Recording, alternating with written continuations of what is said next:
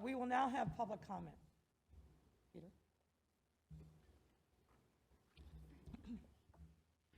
Your Honor, there are no speakers who have signed up for the public comment period. That concludes the public comment period. The chair recognizes Alderman Lopez. Thank you, Madam President. I move for the temporary suspension of the rules for the purposes of immediate consideration of the sole item on today's agenda. Hearing no objection, so ordered.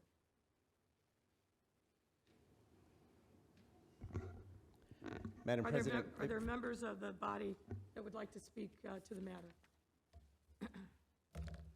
The chair recognizes Alderman Quinn. Thank you, Madam President. During the past month, residents of the 13th Ward have been calling my office, expressing their concerns about the vaccine mandate and how it may have an adverse impact on public safety. Residents have told me we cannot afford to lose any officers in the 8th District because we are already short-staffed. Residents who are Chicago police officers have expressed a desire to explore other job opportunities in the suburbs. Residents who are Chicago firemen and women, paramedics, have called my office to report ambulances have been out of service because of the mandate. Just this past Wednesday, when we were in this body discussing our budget, calls came into my office from residents in the 13th Ward to report that there was an active shooter at Narragansett and 65th Street, which led to Dorr and Hancock School being placed on lockdown.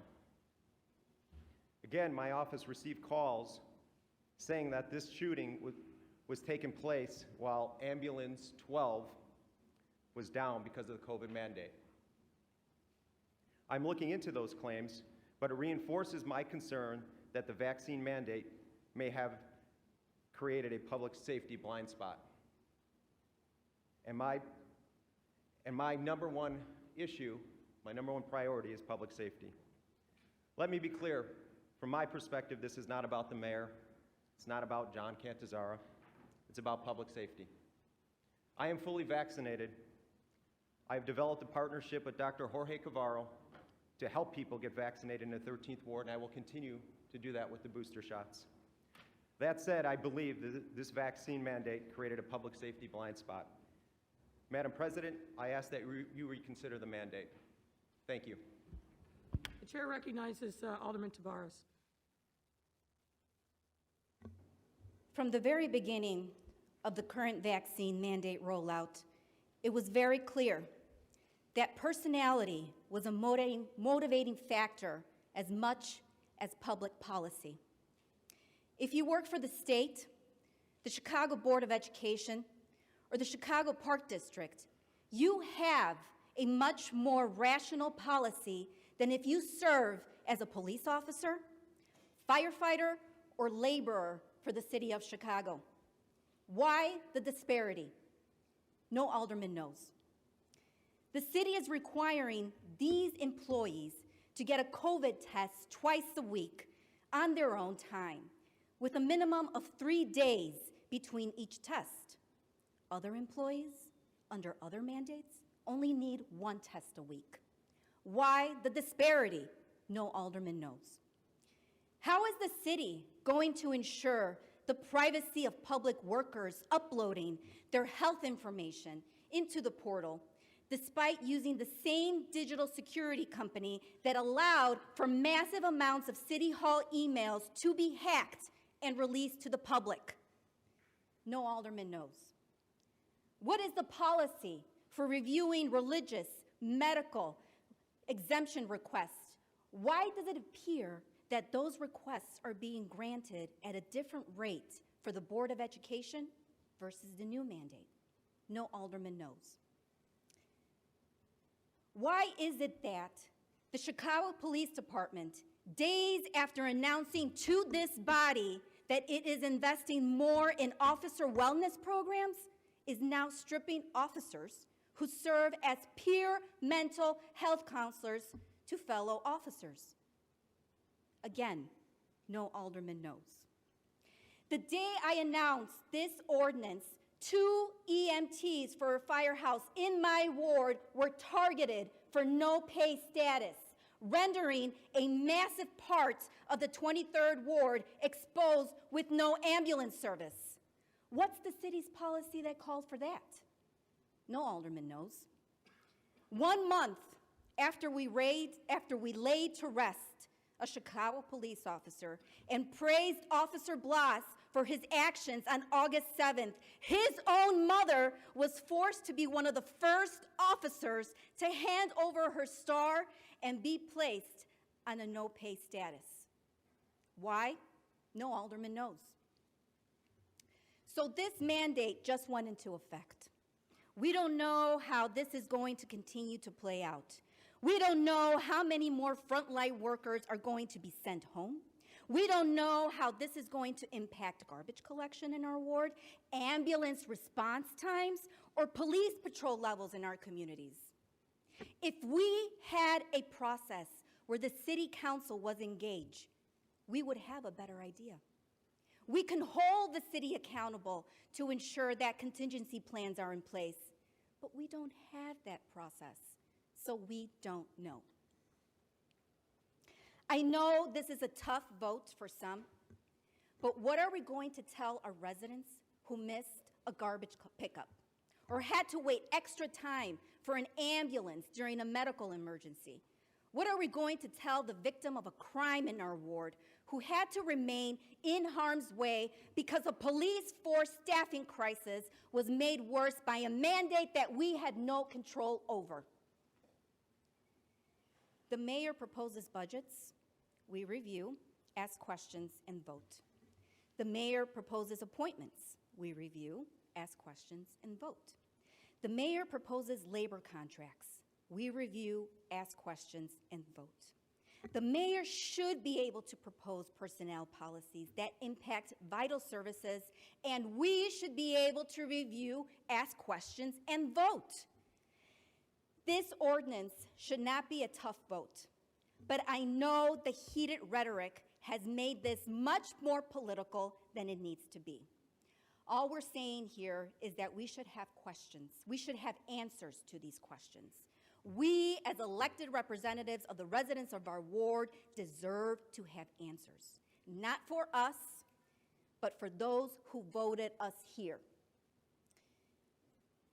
Today, all we can do is shrug our shoulders. Opposing this measure means you are okay with staying in the dark. You are okay with whatever happens. This vote makes us say the quiet part out loud. It asks us if we want to roll up our sleeves or wash our hands of the matter. I'm going to end with this. Let's not forget, don't forget that in the height of the shutdown, this very room stood dark and vacant. As the sounds of social unrest echoed outside these chambers, the very people most impacted by this policy were showing up and doing their jobs. If you think we don't have a place at the table to ask these questions and vote on policies, then this room might as well be as quiet today as it was during the shutdown. But if that is your position, I hope you have a good answer for your constituents when they call and ask about the crime, fire, and garbage. Madam President, I ask you to reconsider this vaccine mandate. Thank you. Thank you so much, Alderman Taveras. The chair recognizes Alderman Garza. Thank you, Madam President. Today I stand before you not just as the 10th Ward Alderwoman or an advocate of organized labor. I stand before you and this body as a wife, a mother, a grandmother, and a Chicagoan. This pandemic has affected every single person in this chamber. It has stolen the lives of over 736,000 Americans, including 6,000 Chicagoans. 6,000 Chicagoans who will not be able to see the promise of a full life. A pandemic is not political. It is a crisis of epic proportions. And in a crisis, it is us as leaders who must provide an example to end it and we must end this pandemic. Organized labor runs through my blood. I stood on picket lines before I stood in concert lines. I have sat on both sides of the negotiating table, and I have, from the beginning of this pandemic, fought for measures to protect workers from COVID-19 and ensure that they could get the treatment they need without punishment. But I also know the essence of a labor contract, and it's simple: to protect the health and safety of its workers. That is why so many people have sacrificed their lives for regulations that we often take for granted. They understood that if you don't have your health, then you can't put food on your table. That is why I believe a vaccine mandate is essential for our workers and our city. A vaccine is as fundamental as a hard hat, an oxygen mask, or a bulletproof vest. It won't protect you from everything, but it gives you a fighting chance when things go wrong. It is why we demand the same before you enroll in school, before you serve in the military, or before you work with the public. You have to have those vaccines. I have heard from fellow aldermen, from leaders in organized labor, and from rank and file city workers, and I am deeply affected by any person who thinks that their rights have been violated. But taking the power over discipline into the hands of this body, rather than in the hands of the labor organizations and city departments, will negate the foundation of collective bargaining as we know it. We have over 40 CBAs in this city, and each one of them has a provision for what happens when there is a dispute between management and labor. Grievances, mediation, arbitrations, unfair labor practices, even lawsuits. In fact, as we speak, there are cases sitting in state and federal courts and grievances in the city of Chicago which are working their way through up to the arbitrators. That's how it's supposed to work, not as fodder for political debate. I ask my colleagues who are supporting this ordinance, are you willing to make city council the final judge on every grievance or labor dispute that arises in the city? I'm not. Are you willing to put the fate of every employee on this chamber floor without the due process and protections that have been negotiated in a CBA? I'm not, because that's what's going to happen the way this thing is written. And that will wreak havoc on the collective bargaining process, and no matter who sits on the fifth floor, and no matter who goes into a portal to check yes or no, we will become the judge, jury, and executioner.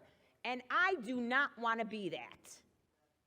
I have and always will fight for the concerns of my constituents and the people that live in the city of Chicago.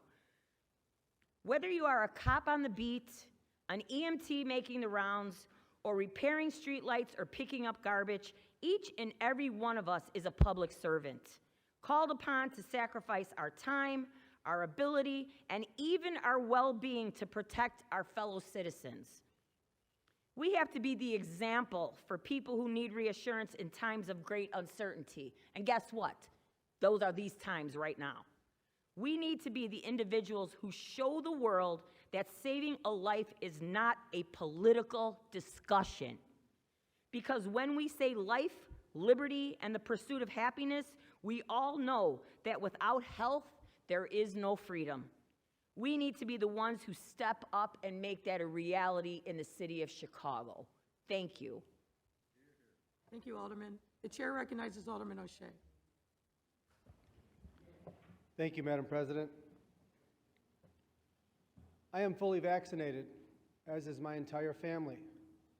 I've spent the last 19 months working with the Chicago Department of Public Health on testing and vaccinating as many of my constituents in the 19th Ward as I can. I believe in this vaccine, and each and every day I preach to my community, please get yourself vaccinated. We've seen the overwhelming majority of city departments with strong compliance. Unfortunately, our public safety departments, we do not see that same compliance. I am very concerned about where our city is headed. I'm very concerned about the public safety as of right now, more than 4,000 first responders are not in compliance. Some people believe that this ordinance is the way to go. Some people feel that mandates don't work. We've got to bring people together. We've got to work out a solution. We've got to take the drama and the politics out of this. Just this morning, I was notified that Ambulance 17 that serves my community was down. That puts my community in peril. And that's something that I cannot quietly stand by. 19 months ago, when this horrible pandemic started, while many of us were preaching to our community, stay home and stay safe, it was in fact our first responders that were going to work, that were serving and protecting, putting themselves in harm's way, as they always do.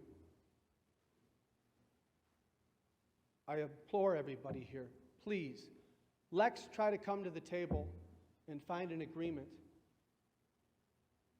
so that we can keep our fire, our paramedics, and our police officers at work to keep all of us safe. My biggest concern is public safety, and that if we continue down this road, we're going to find situations where police cars are sitting empty in parking lots next to the station, where ambulances could be sitting in the firehouse unoccupied when, God forbid, something catastrophic happens in one of our communities. Anybody who wants to be a part of that discussion, to bring parties together, to tone this down and try to work for an amicable solution to make our city safer, I want to be a part of that discussion. Thank you. Just so the record is clear, Alderman Laspada, do you want to be shown as present? Part of why I raised my hand, but yes, Chairman. Okay. Alderwoman Rodriguez Sanchez, do you want to be regarded as present? Yes, please, thank you, Madam President. I believe I just saw Alderman Villegas come in. Do you want to be recognized as present? Yes, Madam President. Anyone else who's, Alderman Riley, do you want to be recognized as present as well? Please. All right. Anyone else who's come in after the proceedings started that wants to be recognized as present? Alderman Maldonado, I think we got you at the beginning. And Alderman Beal, I think we got you as well.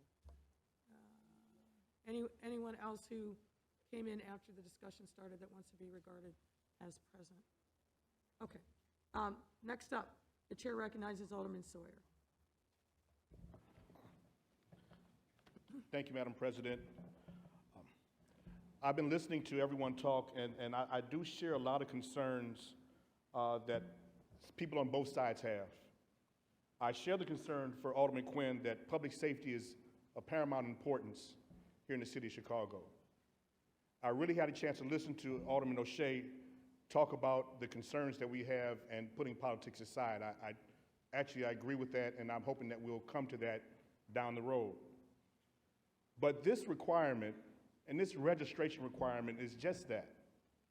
We need to assess who's what. If you are a recipient of the vaccine, we'd like to know so that we can check you off, and that's fine. If you're not, there's a testing requirement because we want to make sure that not only you're safe, but the people that you interact with are also safe. I am one of the biggest proponents of our officers that are on the street every day, and our fire department, and our first responders in all of our essential areas and departments of the city of Chicago. I support them 100%. And I also see that for the vast majority, even though they're not as high a percentage with the police department, but there's still a vast majority of those that are registered and are complying with this request. I try to avoid the word mandate, but it is what it is. We want to know the information, and I think the vast majority of Chicagoans want to provide that information. Now, when we see people are putting themselves in harm's way, and I'm particularly focusing on the police and fire department, we want to make sure that they're safe and the people that interact with them are also safe. We talk a lot in this chamber about violence, about shootings, but yet COVID is costing more lives than violence in this community, than drug addiction, then suicide, then vehicular accidents. COVID is the #1 killer for us right now. Let's keep our eye on the ball. Let's make sure that we can eradicate this pandemic. I think that all hands should be on the table in that regard. And we're right, I agree with Alderman O'Shea. Let's take politics out of this. Let's trust the science. Let's make sure that we get what's necessary so that we can get beyond this. We don't have to wear these any longer. We want to get past that and make it safe for everyone, particularly our police and firemen that are running into danger when we are all running away from it. So let's keep our eye on the ball. Let's make sure that we focus on what's really important. Thank you, Madam President. Thank you, Alderman Sawyer. The chair recognizes Alderman Kappelman. Thank you, Madam President. It continues to stun me that we have city workers who question Dr. Arty's medical judgment that will literally save their lives.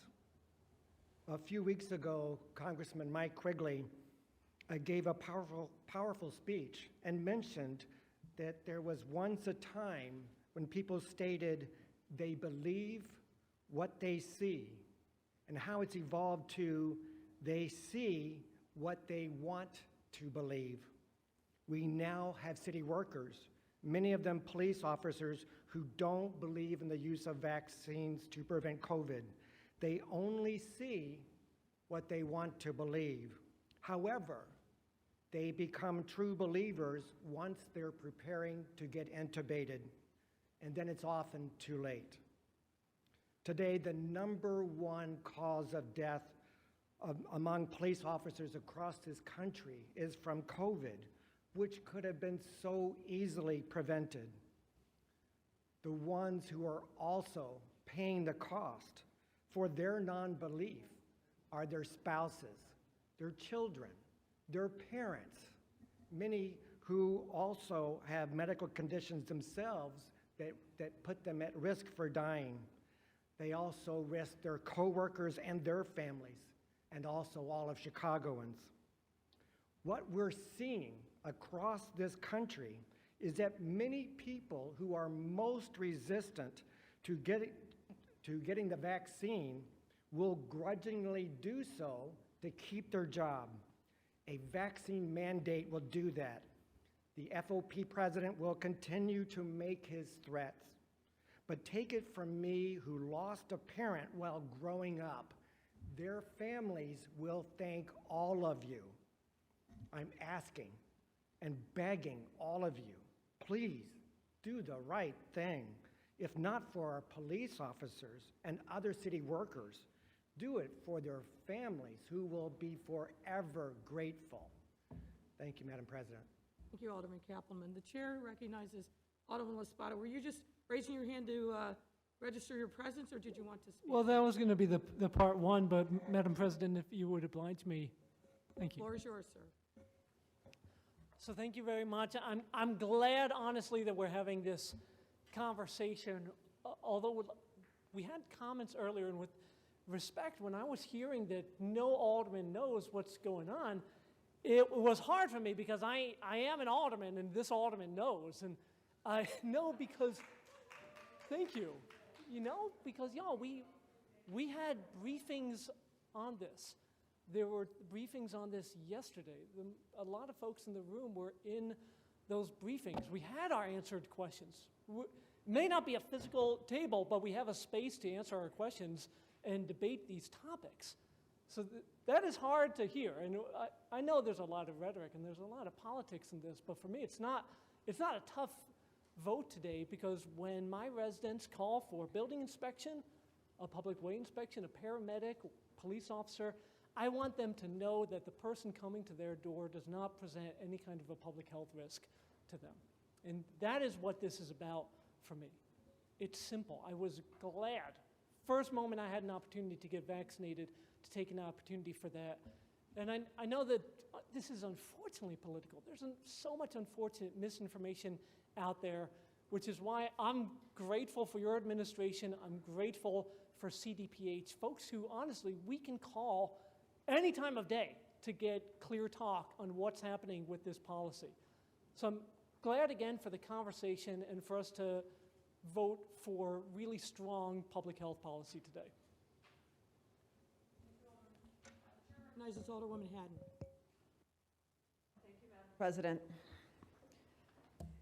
I appreciate the passion that's being expressed today, that's been expressed over the last several days from some of my colleagues, Alderman Taveras, Alderman Napolitano, Alderman Lopez, other folks who called for this special meeting. I agree with my colleague from the First Ward. I'm glad we're having the discussion. I want to lift up a couple of points. You know, Alderwoman Garza mentioned we have processes for this. If we've got public workers who don't like this policy, who believe that it is unduly or unfairly targeting them, they have processes to go through grievances. There's so much work that goes into those labor agreements. I do not believe we want the 50-person body of Chicago City Council going over every detail and reacting. I feel like this is reactive. Even with the passion that drives what we're doing and how we represent our constituents, which again, I deeply respect. When we're in this space, when we're working together, when we are deliberating, when we're working with this administration and representing our city, we need to put those passions aside and we need to use logic, we need to use patience, we need to think long-term, and we cannot be reactive. These can't be knee-jerk decisions. We can't be so reactive to people just because they don't like the messenger of a particular policy.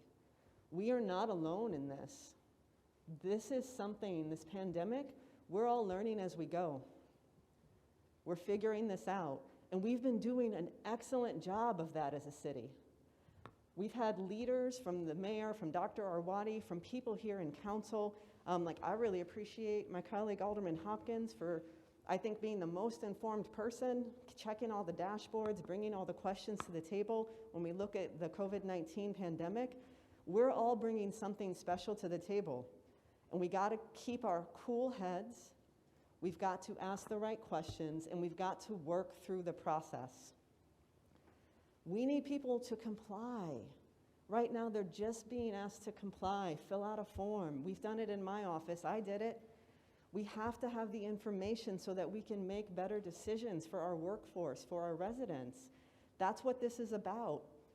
We don't need to jump to the end conclusion. We don't need to fight that fight right now. If folks choose not to get vaccinated, that is their choice, and they should know the full consequences of their choice. Our first responders have been heroes throughout this pandemic, and we should, and I think are doing, everything that we need to in order to make smart decisions as a city to protect them and protect our residents so they can continue to show up for us. And that's, I guess, the last thing that I would say. People have talked about the political piece, about their feelings on the vaccine, but you guys, we have to keep showing up for our residents. We have to keep showing up for each other. We need our first responders, we need all of our city employees to keep showing up for us. And so whatever we have to do to make sure that they're showing up, we should be encouraging the compliance. Fill out the vaccine portal. I mean, it's a moot point at this point, but compliance is what we need in order to make our decisions. We need the information. We are the decision-making body. Let's keep showing up for our residents. Let's stop making these political divisions that are unnecessary, that are tearing us apart and undoing, I would say, so much of the hard work that we're continuing to lift up. People have made sacrifices upon sacrifices for their families, their times, and with their lives, and we need to honor those by making the smart decisions, by keeping our heads cool, by using the information and the data, continuing to challenge ourselves, but basically showing up. So I do not support the ordinance in its current sense. I think that we have the information that we need from the administration to make those decisions so that we can figure out what the best decisions are for our workforce. Everybody else is complying. We've got so many departments that are there. The question I ask is, how do we get our police department there? How do we get our firefighters and paramedics there? How do we bring them along so that we can enter 2022 as a strong city that's safer for everyone. Thank you. Thank you, Alderman Haddon. The chair recognizes Alderman Lopez.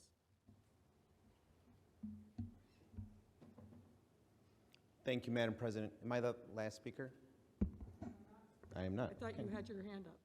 You not wish to speak on this matter? Oh, no, that's fine. Happy to speak.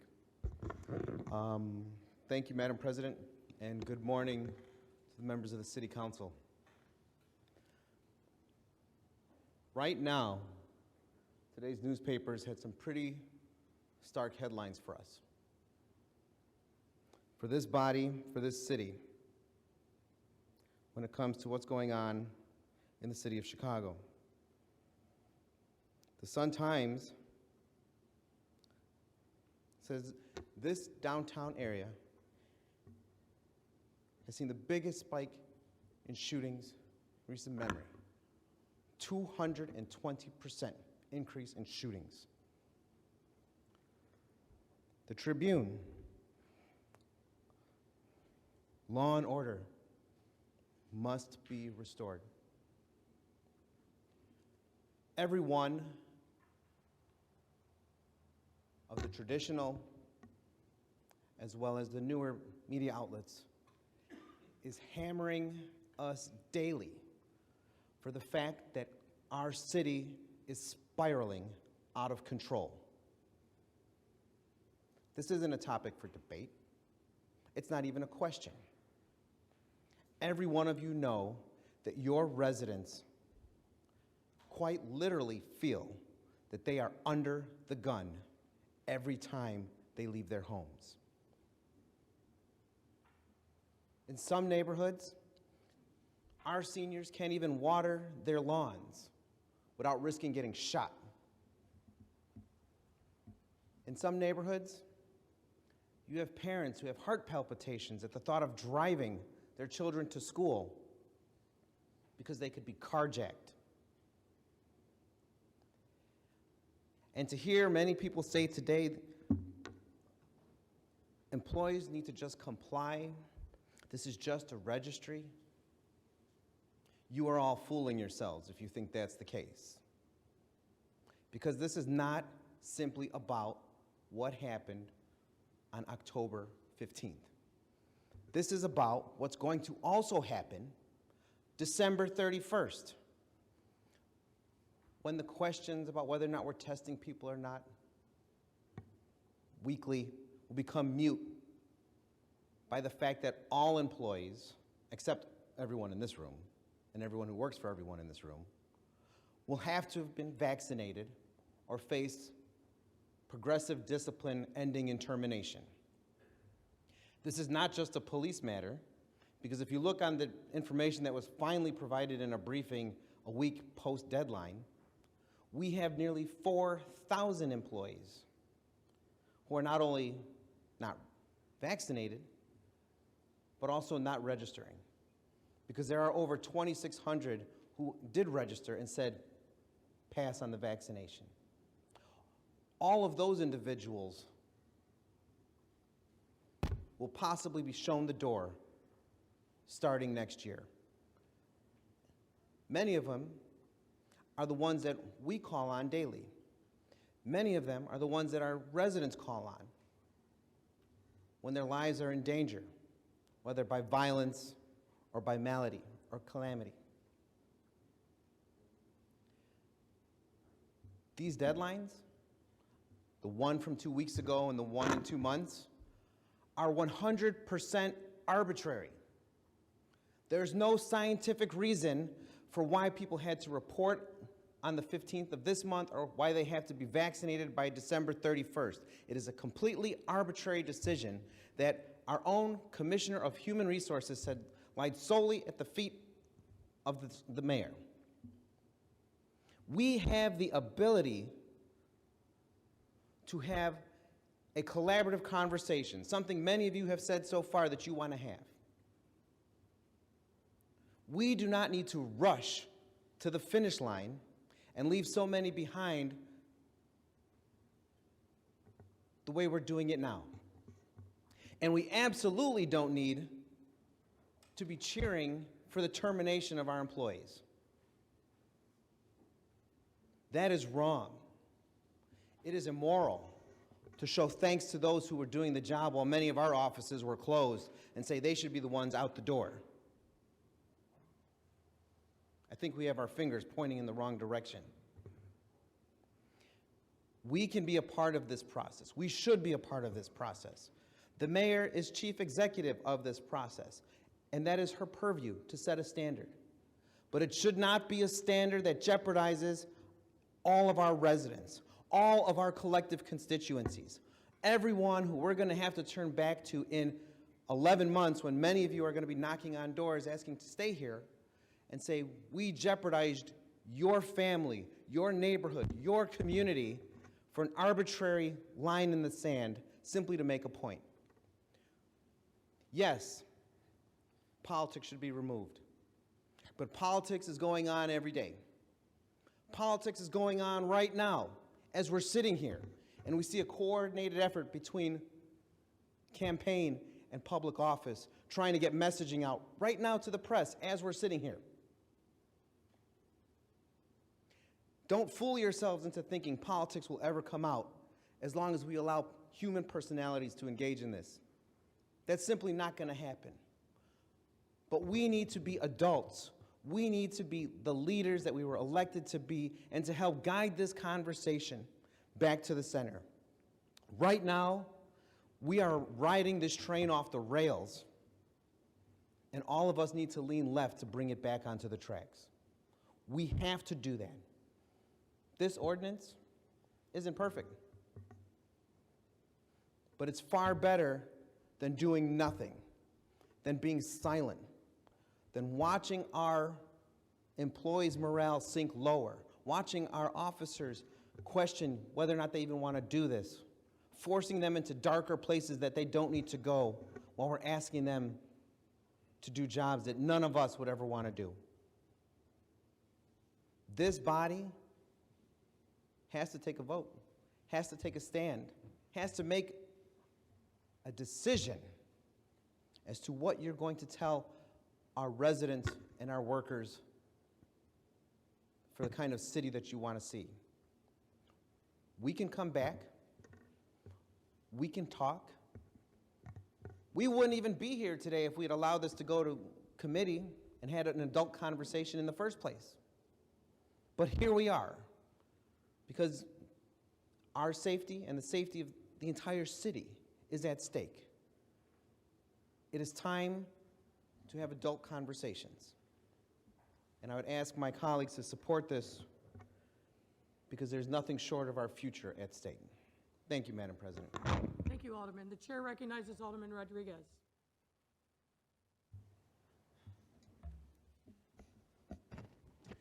Thank you, Madam President. And I'd be remiss if I didn't bring the voice of my constituents into this matter, the vast majority of which come from communities that have been some of the hardest hit by this pandemic, both in positivity and in deaths. When I think about the 60638 zip code, but then more poignantly, the 60623 zip code, that's Little Village and North Lawndale. And the vast numbers of individuals who both tested positive and then died from this virus. And when I think about my constituents and what they've sent me here to do, the number one thing they've sent me here to do is to keep them safe. You know, I want to thank our Chicago Police Department and our first responders, the vast majority of which have complied with this vaccine mandate. 70% of police have complied. Thank you for once again showing us that the vast majority of our first responders do believe in chain of command, do believe in acting ethically and responsible in the name of public safety. I appreciate all of them for their efforts, and I will stand with them day after day for the amazingly hard work that they have to do in providing public safety for our community. But when I think about 35 departments in the city of Chicago, 31 of which have at least 96% compliance with this mandate, I'm at a loss for the others for not understanding the gravity of the situation and for not complying with what I believe is a holistic mandate that does offer opportunity for those who cannot or will not, or due to religious reasons can't or won't receive this vaccine. It's rather clear how to go about doing that. And I would be remiss if I didn't bring back my constituents, those in North Lawndale and Little Village and the 60638 zip code, who are amongst the highest hit, and not just with COVID deaths, and not just with COVID positivity, but have been hit economically by this virus. They expect, like my colleague from the First Ward said, for those who are attending to their greatest needs to be putting their public safety first. I agree with my colleague, Alderman O'Shea. Let's come together. Let's figure out why our public first responders are amongst the highest percentages of those who have not reported their status. Let's figure out what that issue is. To me, that's the issue we need to be directing towards. Thank you, Madam President. Thank you, Alderman Rodriguez. The chair recognizes Alderman Thompson. Thank you, Madam President. I echo a lot of the concerns that my colleagues have raised, concerns about public safety and the impact that a mandate will have on our communities, on my community in the city. This is, COVID is a personal issue for me. Both my daughters had COVID last year early on, when it was frightening. We didn't know much about it. Thank God they both recovered. My oldest daughter, who's in her early 20s, like a lot of women her age, had concerns and questions about the vaccination, thinking about a family at some point in her own life. And so she had concerns. She didn't get vaccinated. All summer long, she obeyed the protocols. She wore a mask. My mother, who's 84, who's not in good health, although she's doing much better, my daughter respected that, kept her distance, followed all the protocols that we've asked everyone to do. I saw a show with Dr. Fauci, newscast, and they asked him about a national mandate. And he said no, but he felt bad that we're failing those that will not get vaccinated because we're not answering their questions. The rest of my family, including myself, are fully vaccinated. Eventually, my daughter, I shared that program with her. She did her research, and she eventually felt comfortable enough that the science, medicine, that she was vaccinated. So I have a concern. I don't support that we're mandating vaccination. I encourage everyone who's not vaccinated to please do your research. It does save lives. I'm encouraging them to do that. I also think that we ought to, again, like my colleagues say, lower our voices, listen to one another, and encourage people to talk through what their concerns are and work out a solution. I, like my colleague from the 19th Ward, am willing to sit down and have that conversation.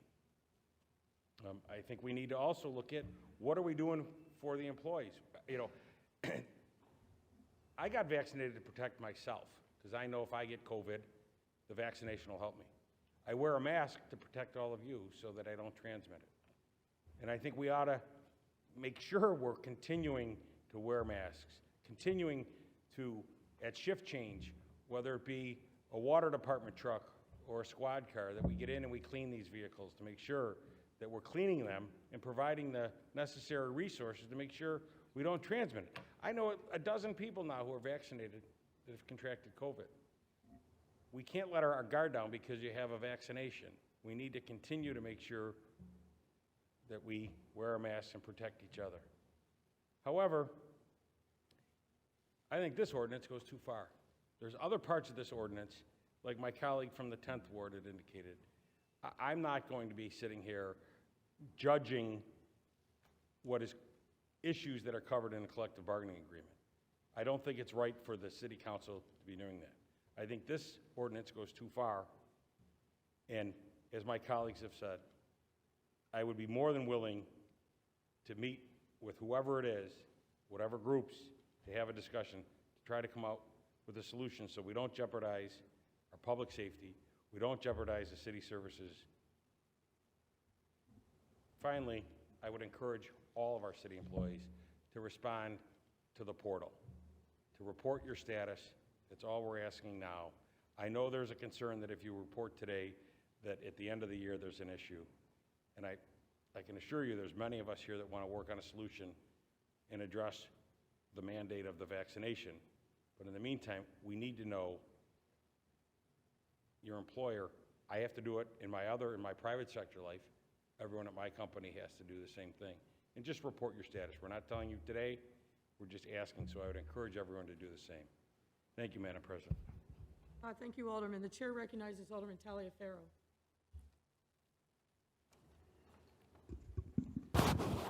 Thank you, Madam President, and members of this body. It's an honor to be able to speak to you this morning. And I'm not going to speak to you from a political perspective, but I'm going to speak to you from my heart. You know, my colleague asked, and as Alderman Lispato has stated, my colleague asked which alderman know. What I can tell you, what I do know, is unfortunately, I've lost loved ones to COVID.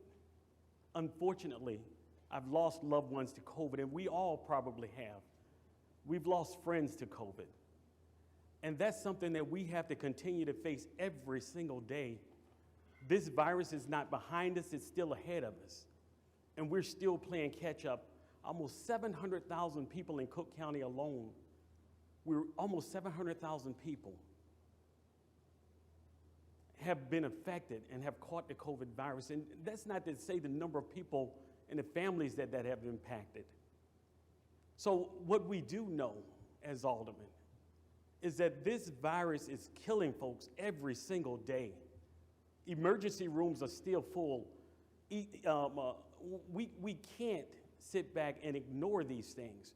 Yes, we have to look at things from a public safety perspective, but we can't ignore what's in our face. How am I, if I'm sitting 2 feet away from an officer in a squad car or paramedic in an ambulance or riding on a truck with a fireman, how do I protect my family? How do I know that you've been vaccinated or have not been vaccinated? See, I have a responsibility to the people that live in my household as well. And I need to have assurances myself, and I'm speaking from Chris' perspective. I need to have assurances myself that I'm not going to go to work and have to work with someone that does not want to report to me truthfully whether or not they've been vaccinated, because you don't always work with the same person every day in that car. You will be put with someone that you've never worked before, someone that you may have been worked before. And so how am I to know and have assurances that the person that I'm working with tomorrow, that when he takes his mask off in the squad car, or when I take my mask off in the squad car, that they've been vaccinated or have not been vaccinated? Because I don't want to have to deal with another tragic death. But I think we all are. So speaking to the ordinance though, my daughter is in student teaching in the 5th grade, and last week, and this is honest God truth, last week she asked me, Dad, how can I make the 3 branches of government more important? Easier for her students to understand. I said, well, you know the branches of government. There's an executive branch, the judicial branch, and a legislative branch. Just tell them what each one of the functions are and what they do. And she did that, and it's still difficult for some to understand it.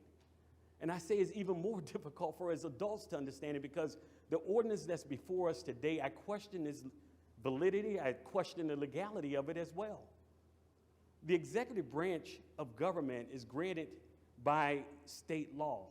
Within the executive branch of government, they have an unfettered right, and the chief executive of any municipality or any state has the right to govern over the departments which falls under that branch.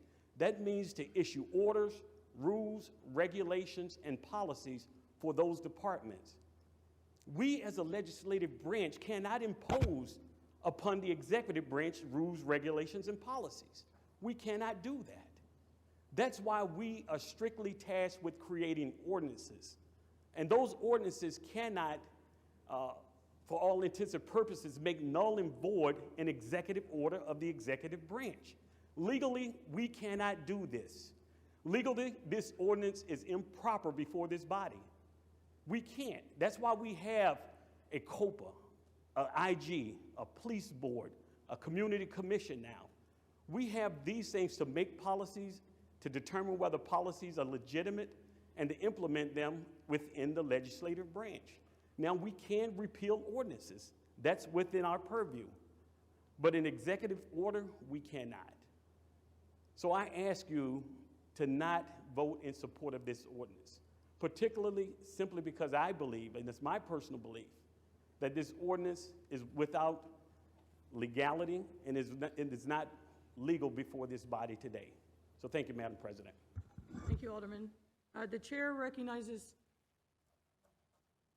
Alderman Rodriguez Sanchez. You had raised your hand earlier. Do you wish to speak, or were you just, yes, okay. The floor is yours. Thank you, Madam President.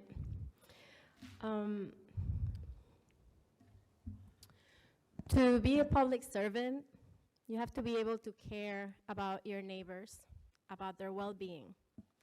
And I'm not saying caring about their well-being over your own. I'm saying understanding that our well-being, our collective well-being, our ability to stay alive is intertwined. The mandate we're discussing provides for people to report their status and get tested, provides for exemptions, medical or religious. And what I'm hearing today is that some people seem to be okay with sending first responders whose vaccination status we don't know to interact face-to-face with our neighbors. How can we feel safe sending people to respond to emergencies without knowing if they can keep others safe from COVID? How is that safety? We are government. We're responsible for people's safety and well-being.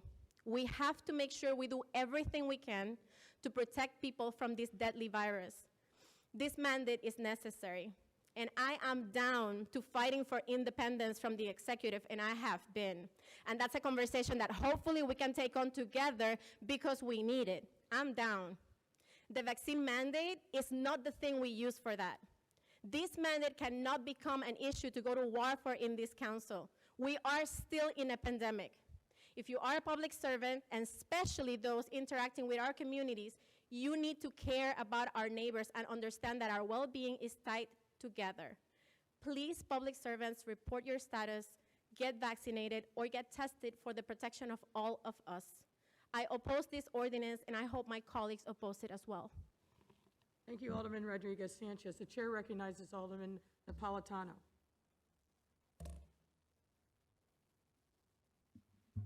Thank you, Madam President. I appreciate the opportunity to speak on this.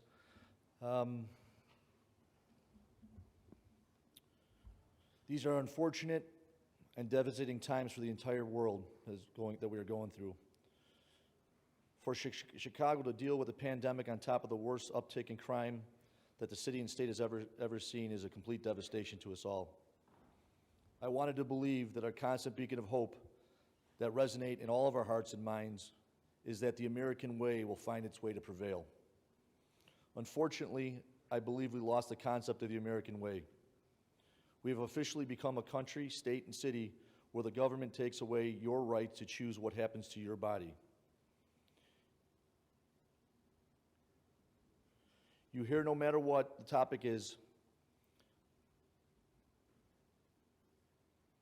no matter how you look at this topic, you need to know that this is going to be documented that you are stealing people's rights. We've asked all of our frontline workers to stand strong the entire pandemic. We sent them out in large crews to maintain broken water mains so that while those quarantined in place would have an ample supply of water, and they did it while risking their lives without question. We asked them to go out and make sure the city's electrical grid was maintained and functioning properly at the risk of catching COVID to make sure that those quarantined in place had power in their homes, and they did it without question. We asked them to police the city in the height of a pandemic and get on buses shoulder to shoulder to combat a paid-for protest that destroyed our city. We asked them to patrol our streets where people refused to quarantine in place that put them at risk constantly to catch COVID, and they did it without question. We asked them to hold the line of fire suppression and advanced life support in the height of a pandemic, putting them at risk every single time that bell rang, and they did it, once again, without question. And while doing it without question, the bulk of them caught COVID-19 and fought it with natural immunity. And many of them, including myself, witnessed the loss of friends and loved ones from it. Not a single one of them is ignorant to this virus. Not a single one of them doesn't know the capabilities of this virus. But every one of them did their job as a strong American does, hoping that they would have the ability to make their own choices for their own body. Now the entire city of Chicago is even more of an elevated public safety crisis. In our skyrocketing crime stats that even now we have multiple ambulances and advanced life support engines and trucks out of service the same time throughout the entire city, putting each and every resident once again at risk. I too have hosted many vaccination clinics, up to 4 so far, and will host them constantly. I will get as many people vaccinated with this vaccine that want to, but it will be a cold day in Chicago when I force anybody to. I gotta say, yesterday was our first real discussion in a briefing about what is going on with this mandate. I find it disturbing in my heart, as a strong union brother for 22 years in good standing still, that this was brought up, that it was in negotiations through a collective bargaining agreement. What discussion was had with the local union members on the street? What choices were they given from their unions?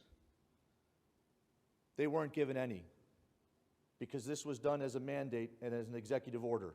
And that's why we are all here today, because nobody was given a choice.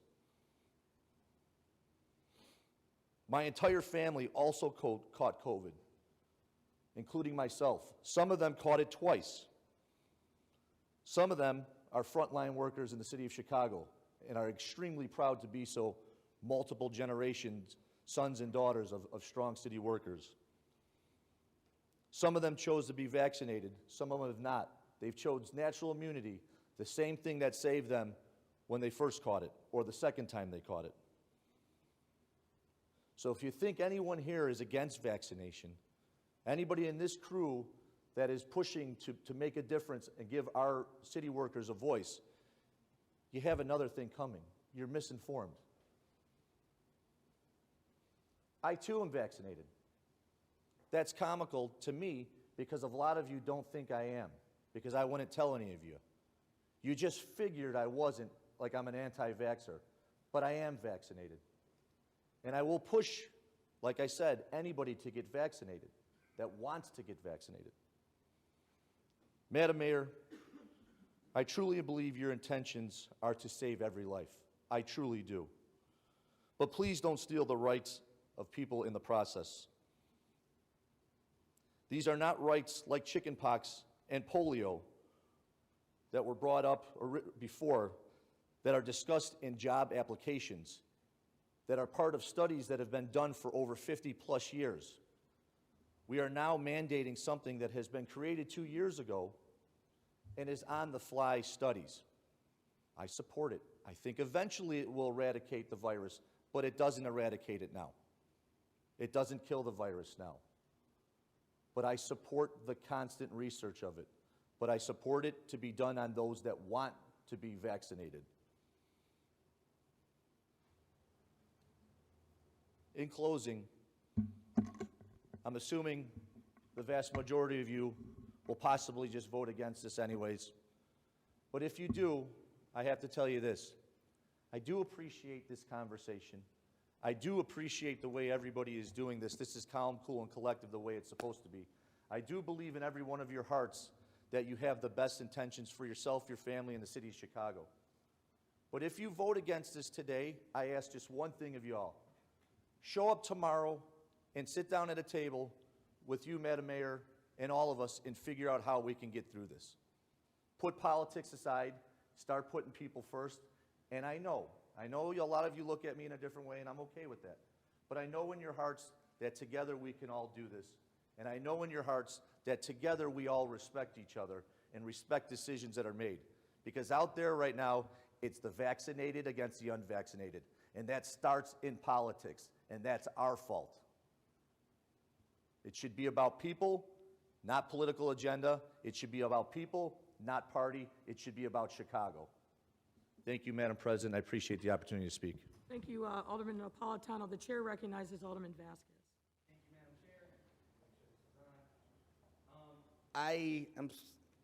Being in this room right now has got me believing in vaccination side effects when I'm looking at the levels of dissonance that border on hypocrisy. We've got people talking about people being afraid in the streets and heart palpitations. That's what COVID does. We've had 2 years of having to shut down our city because people were getting sick, dying, and catching cases. We talk about first responders and people in ambulances. They were the ones seeing people being carted off from their homes sick and dead when New York had morgue vehicles. That's what we were living through the last 2 years, and people are acting as though it didn't happen. The conversation we're talking about is about public safety. And every single time we've got members here, the first thing they're saying is, I'm vaccinated, we have to keep everybody safe. Yeah, so you understand the value of getting vaccinated, and so does the majority of the Chicago Police Department, the fire department, and all the first responders we're talking about. This is not about the departments, it is about a fringe minority in those groups pushing an agenda. And it is embarrassing.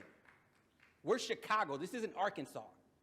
I don't even get it. This idea that we're somehow diminishing the American way. George Washington mandated vaccinations for smallpox in 1777. It wasn't 50 years of research that led to that. It was leadership. You have to make tough decisions. We understand that. We want people safe. The same folks who were telling us about following the laws and complying and not resisting, they've talked about that for decades. They couldn't even put masks on when we had a mask mandate. And here we are right now having a debate about health and safety. I know this council better than that. I know the conversations we've all had. I was not confused about my colleague being vaccinated. I know there's plenty of people here who are, but love to talk about that to their constituents because they think it makes them look tough and they're backing the police. It's not the truth. The majority of officers are vaccinated and have reported, and out of the ones that haven't, I know there's a fraction of those that are vaccinated but don't want to come out publicly because the rest of their colleagues want to make it a laughingstock. It is a joke. We don't believe it. This is about politics since day one. It is about John Catanzara being a little Trump-like Pied Piper, vaccinated himself, telling people not to do it. And they had October 25th here in City Hall looking like January 6th in D.C. It is a joke. So if you really want to talk about public safety and you want people to be safe, then have our officers get vaccinated. Not that hard. They're brave. They're out there on the most difficult nights. They're defending people. So taking a shot to get vaccinated, yeah, add that to the level of bravery. And if you can't do that, then you have a religious exemption or a medical one, because those are very valid reasons. There's a process to do so. So I completely understand that everyone here wants our city to be safe. We all do. We understand that our neighbors are scared and that anything that appears to be a lack of support from our first responders, from police, adds to that fear. We agree with that. All this parliamentary and let's talk about ordinance, you want to make things safer? Tell the cops to get a shot.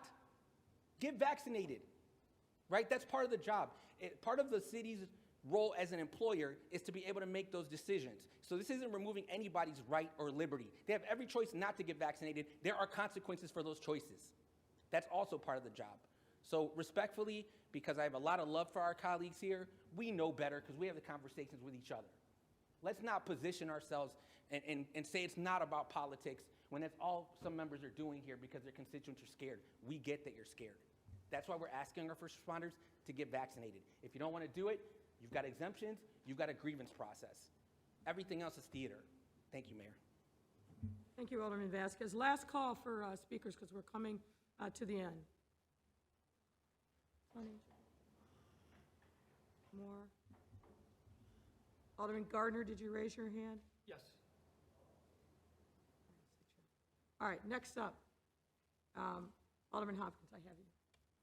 The chair recognizes Alderman Hopkins. Thank you, Madam President. It's actually been a while since I asked for the floor in this chamber. So I hope, my colleagues, I hope you'll indulge me on this one. I want you to raise your hand if you remember when people could smoke cigarettes on airplanes. Raise your hand, please. Okay, for those of you not raising your hand, we know how old you are. We've seen your Wikipedia page. It was only 21 years ago, folks. I know it seems like forever, but the ban on smoking on domestic and international flights passed in 2000. I remember it, and I know you all do too. You may not remember the controversy surrounding it, but it was a point of debate in public bodies like this one across the country. And certainly there was pushback, not just from people who enjoyed smoking and wanted to continue doing so on an airplane, but the tobacco lobby got involved, and it became a thing. It took a while, actually, to phase it in and to get to that point where we could ban tobacco smoking on airplanes, which seems today like it's always been that way. Ask a young person if they remember it, and they'll be like, what? You mean you used to be able to smoke on planes? How did the controversy get resolved? Quite simple. Question of individual rights. Your right to willingly ingest toxic carcinogens as a byproduct of tobacco combustion bumped up against my right to not breathe poisonous air.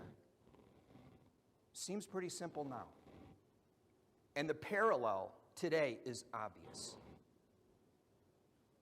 Ladies and gentlemen, the SARS-CoV-2 virus enters your body when you inhale. You get COVID from breathing. And when you're infected, you shed that virus when you exhale. You spread this potentially deadly disease by breathing, not by touching a dirty doorknob and picking your nose, by breathing. This is more than just a question of individual rights. It's a question of your public safety every time you walk out the door, every time you're in a crowd like this one. And going back to the fact that the tobacco ban was controversial years ago, I actually think it's healthy that it's somewhat controversial today. I know where I stand, and I'm going to talk about that a little bit as I'm leading into that, but I think it's healthy that we as a public body are having this debate right now. And Alderman Tabares, thank you. Thank you for bringing this to us today. This is our job, to resolve this and to talk about this and not shy away from the controversy and to try to make a difficult decision based on the facts, based on where science leads us. And as so many speakers before me have said, to sort of tamp down the emotion of this all and try to make a logical, rational decision for what the right thing to do is going forward. I didn't see a lot of rationality when I was here Monday. I went to the protest. I was out there on LaSalle Street on the sidewalk. I saw a lot of anger, and I saw a lot of fear. And I think it's an appropriate response to what's happening to our world right now. But as my wife Colleen says in her clinical counseling practice, the anger is coming out sideways. It's not being directed in the right place. We shouldn't be angry at vaccines. And we shouldn't be afraid of them either. If you want to be angry, you can be angry at the fact that we've all been lied to, starting on February 27, 2020. One day it'll all just disappear like a miracle. Remember that? That was a lie.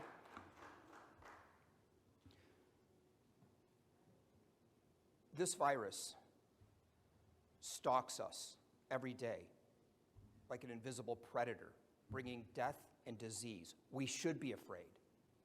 I'm afraid. I'm afraid of what's happening in the future because we don't know. We don't know where this is going. Everyone agrees this pandemic is not over, but we don't know what the next phase will be. We can't know. And the institutions that are supposed to protect us either can't, or even worse, in some cases, they're unwilling to. And that's partially what this debate is about, because we as a city happen to control one of those institutions, city government. And it's incumbent upon us right now to act. This virus didn't exist in 2019. Just a couple years later, an estimated 300 million people in the world have been infected by it. 5 million have died. And yet 3 billion people, 38% of the world's population has been vaccinated. Ladies and gentlemen, the vaccine is safe and it's effective. And it is the best tool we currently have right now to stop this and to turn this around. The other tools, of course, we all know, masks, ventilation and filtration of the air, so we can treat the air and make it safe to breathe and keep it free of pathogens the same way we treat water. When we drink water, we want to know it's been filtered and treated so we don't get cholera. When we breathe the air, from this day forward, we need to know it's been filtered and treated so we don't get COVID. It's that simple. We have so much work to do, and yet we're arguing still about vaccines. Fine.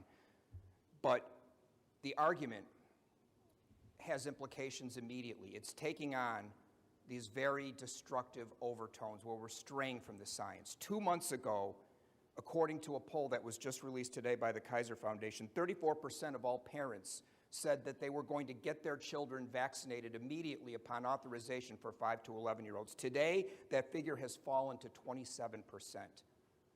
That breaks my heart as a parent. We're failing our children. I'm going to double down. Not only do I support a vaccine requirement for public employees, but let's think ahead to where this is going. Vaccine booster requirements are in our future. This is from a study that was published yesterday in the British medical journal Lancet. The length of time between the second dose and a PCR test showed a significant increase in fully vaccinated people who tested positive compared to fully vaccinated people who tested negative, suggesting that vaccine protection declines as soon as 2 to 3 months after vaccination. The implication observed is consistent with recent large-scale global data.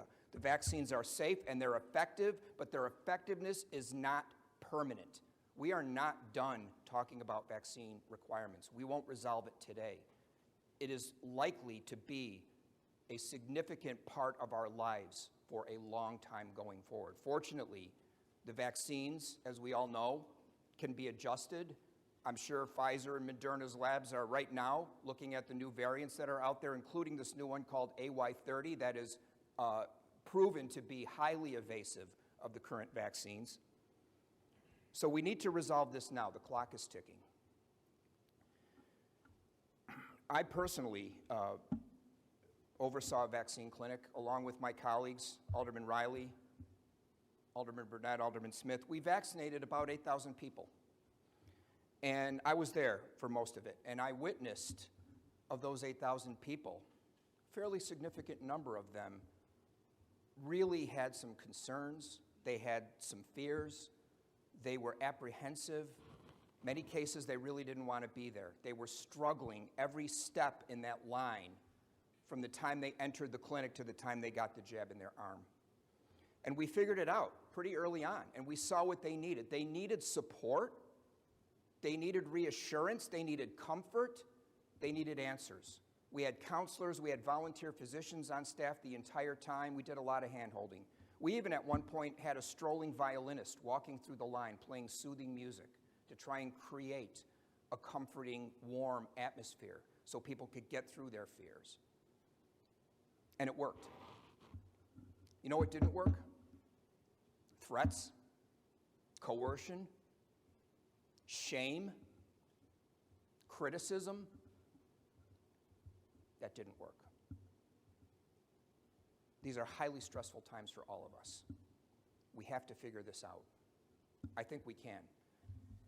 We haven't done very well in this current policy in terms of its implementation, but that doesn't undermine the need for a vaccine requirement. I fully support the vaccine requirement, and I hope going forward we can find ways to make it easier for people to understand why they need to do it and to help them through this very emotional and frightening process. at these very frightening times. I will vote no on this ordinance. Thank you, Madam President. Thank you, Alderman Hopkins. The chair recognizes Alderman Sixto Lopez.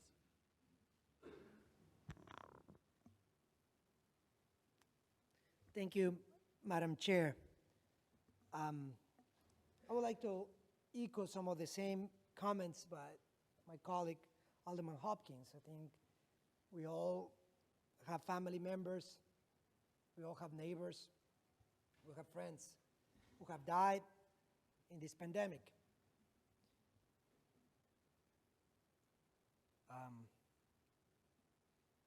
Almost 6,000 people in the city of Chicago have died, victims of this pandemic.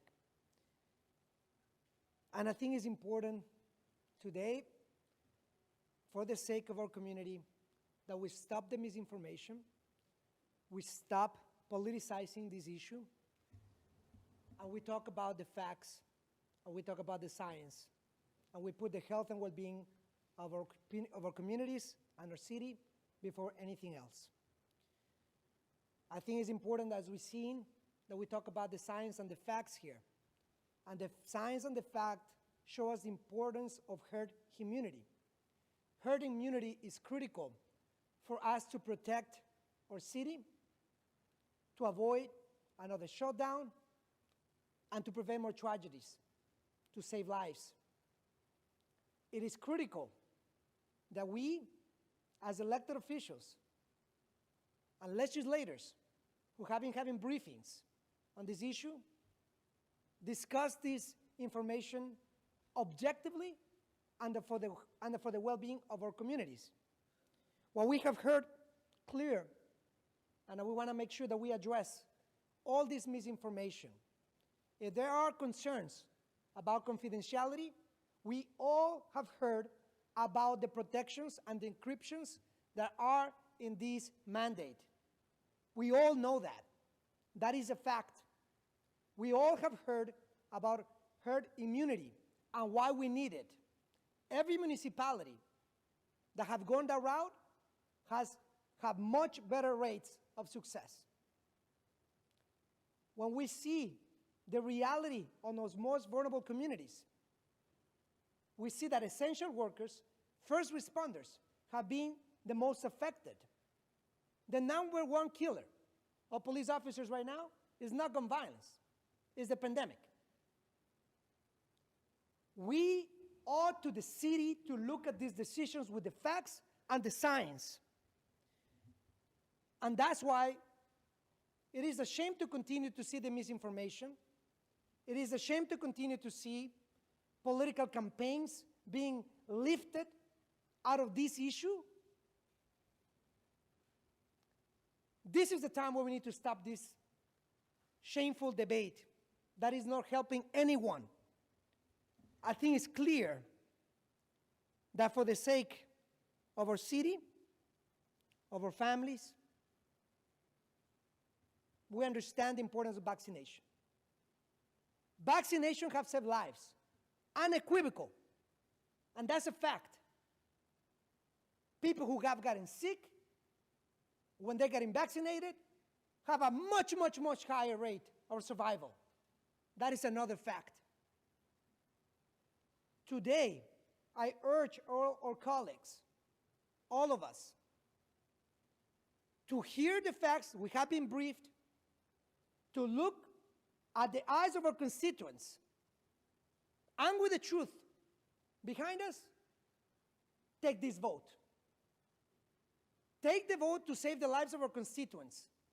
Take this vote to ensure public safety, to ensure the safety and the well-being of our residents. I think that we have had enough of the misinformation, enough of the politicization of a public health matter, and they owe it to our constituents to make more progress. We are at 75% of having 75% of Chicagoans getting at least the first vaccine. That is good progress to get us to herd immunity. The Chicago Department of Public Health has made effort to meet with every single public employee to accommodate every special request. That's what we have heard. To address any confidentiality issue, but we ought to be working to herd immunity. Colleagues, this is our responsibility for our children. We have vaccination that is coming for children under 12 years old. We ought to protect them right now. First responders in particular, to protect the well-being, the public safety, and the lives of our residents. Are there's people fighting this vaccination, they're gonna people who are gonna be taking care of the orphans that we have in our community?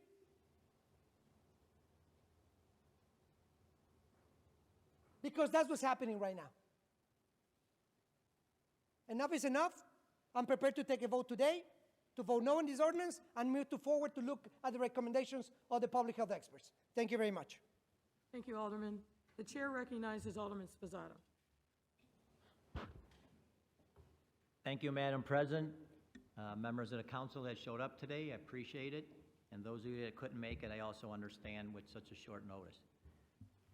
First of all, I want to thank everybody for a mostly civil meeting. I have to tell you, there's been good points brought up both ways. I don't believe anybody in here is a doctor, though, but we're going by information that we get. So it's no secret to you. Of course, I'm not the only one that's looked at differently, Anthony. I think you and me are the two that are looking at differently, but I am not vaccinated. But I don't preach to anybody not to get vaccinated. I've had clinics repeatedly, testing. I tried damn hard in the beginning to get vaccinations in my ward, and when, in the beginning when I couldn't get it, even though my 3 zip codes in my ward were the top 5 pretty regularly. But for some reason, we couldn't get vaccinations in my ward. I had to reach out. I had to reach out to OSCO. So this ordinance may not be perfect, and it's not perfect at all, but it brought us to a point where we can have a quite civil conversation, I feel. And I don't feel this is about, I mean, the main thing I feel this is about is December 31st, and that's my concern. People losing their jobs. I think we need to sit down, talk, figure this out, educate people some more. I agree. I don't believe everybody's educated on this. I'm not never a vaxxer. I just know what the consequences could be for me right now if I get it. I may get it a month from now. I may get it a year from now. I don't know. I'm doing all the research I possibly can. I'm all prepared in my house if I do get it to have all my concoctions there if I do get it. I will tell you that, you know, where I believe most of the people in this council respect me, certainly some of my constituents or some of the lefty loons that like to criticize me that aren't in my ward that wish I died. They hope I get what I deserve. Kind of terrible people think that way about it if they disagree with you on something. But I'm sure I'm not the only one that got some vile threats from people. But I just look at this as more of a vote, everybody. You have to vote your conscience. You have to vote what you think is right. But this is a vote. Are we prepared to fire people on January 1st? Right now, I shouldn't say right now, as of Wednesday morning, we had 30 police officers on no pay status and 20 policemen/firemen. I don't know what they're doing. I don't know what they're thinking.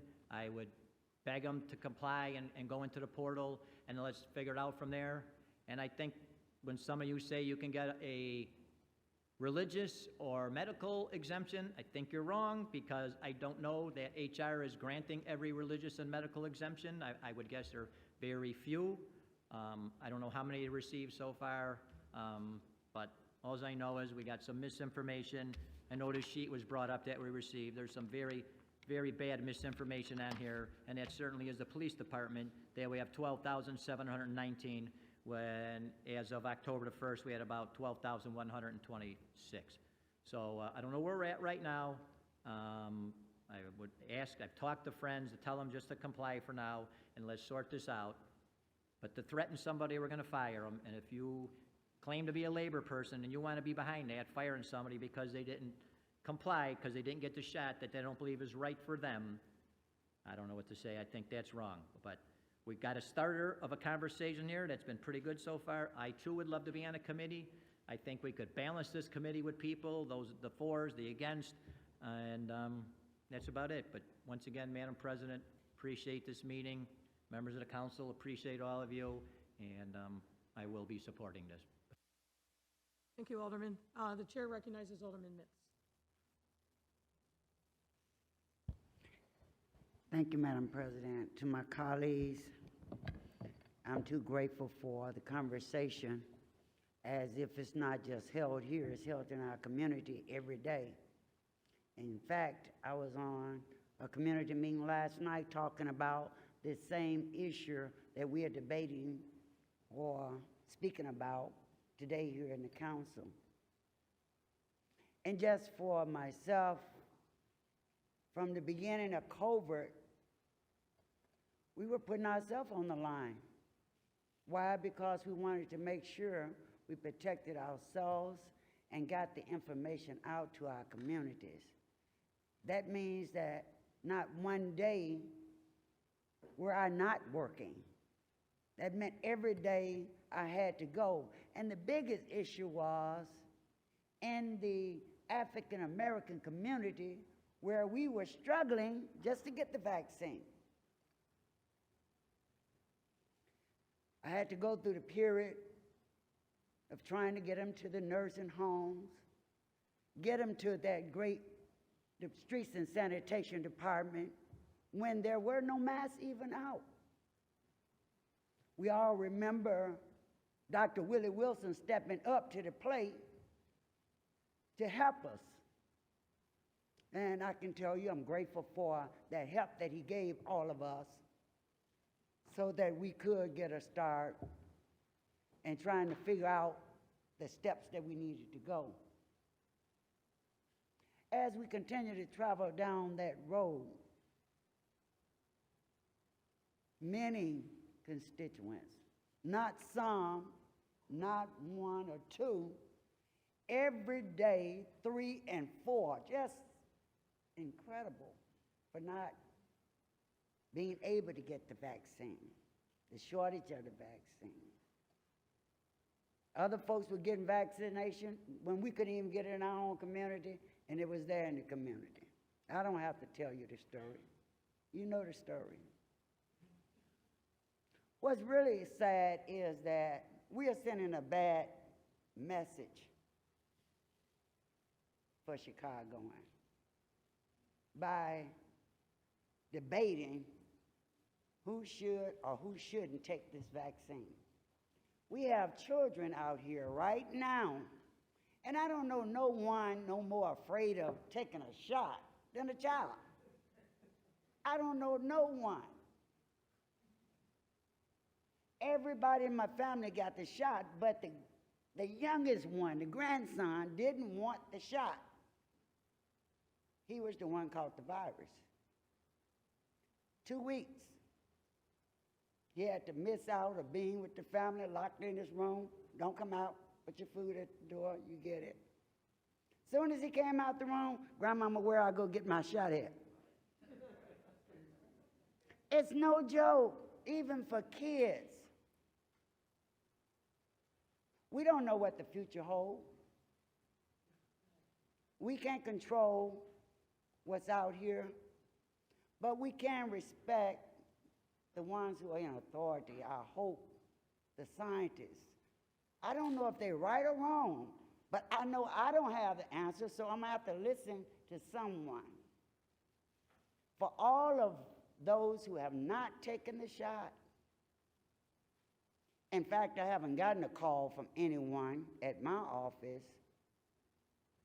telling me what way to go or what way not to go, or don't support the mandate. Or I think everyone, if you need some information, get the information. But we have too much of a fight right now in dealing with the violence. You concerned about December the 31st? You want to know what I'm concerned about? I'm concerned about every doggone day, in particular going through the holidays. Now, I need our law enforcement. I don't want you to be angry because of the way I'm representing. I want you to serve and protect me. That's what I want. I think it's our community, the public, the city deserve to be protected. That's what we sworn to do. Our oath ought to mean that much to us, because we certainly can't serve and protect if you don't protect yourself first. And I'm looking to support all of our law enforcement, all of our departments, hoping that they have no ill feeling. But we have choices in life. You have a choice to get up, or you got a choice to lay down. Now, you can take the vaccine, or you can not take it, but don't make it be my problem. That's all I say. Don't make it my problem for what you don't want to do for yourself. If you want to talk to me about it, I'm open to talking to anyone. But I would urge you to take the vaccine. I don't know nothing else to tell you to do. The world is taking it. I done saw too many people lose their life for to tell you not to.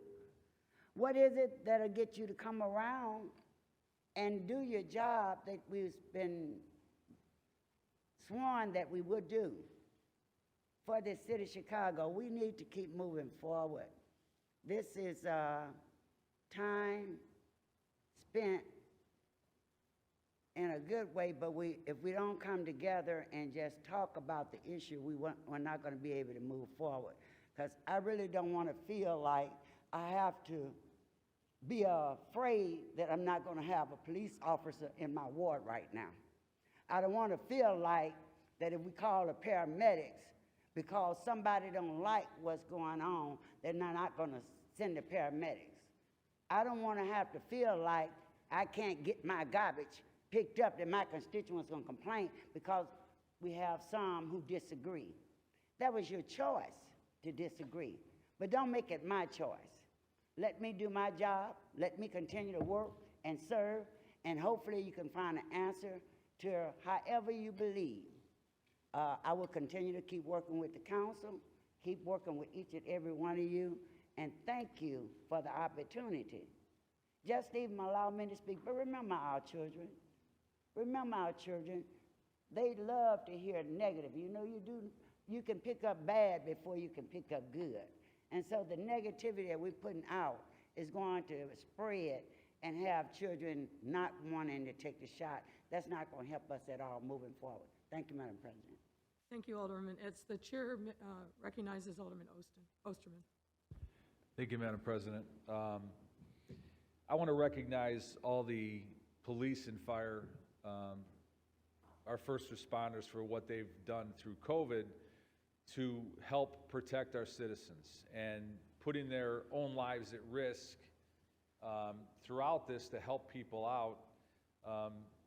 All of us know the sacrifice that they've done, and all of us respect that deeply, what they've done. I want to make sure that they remain healthy. I want to make sure that they get vaccinated.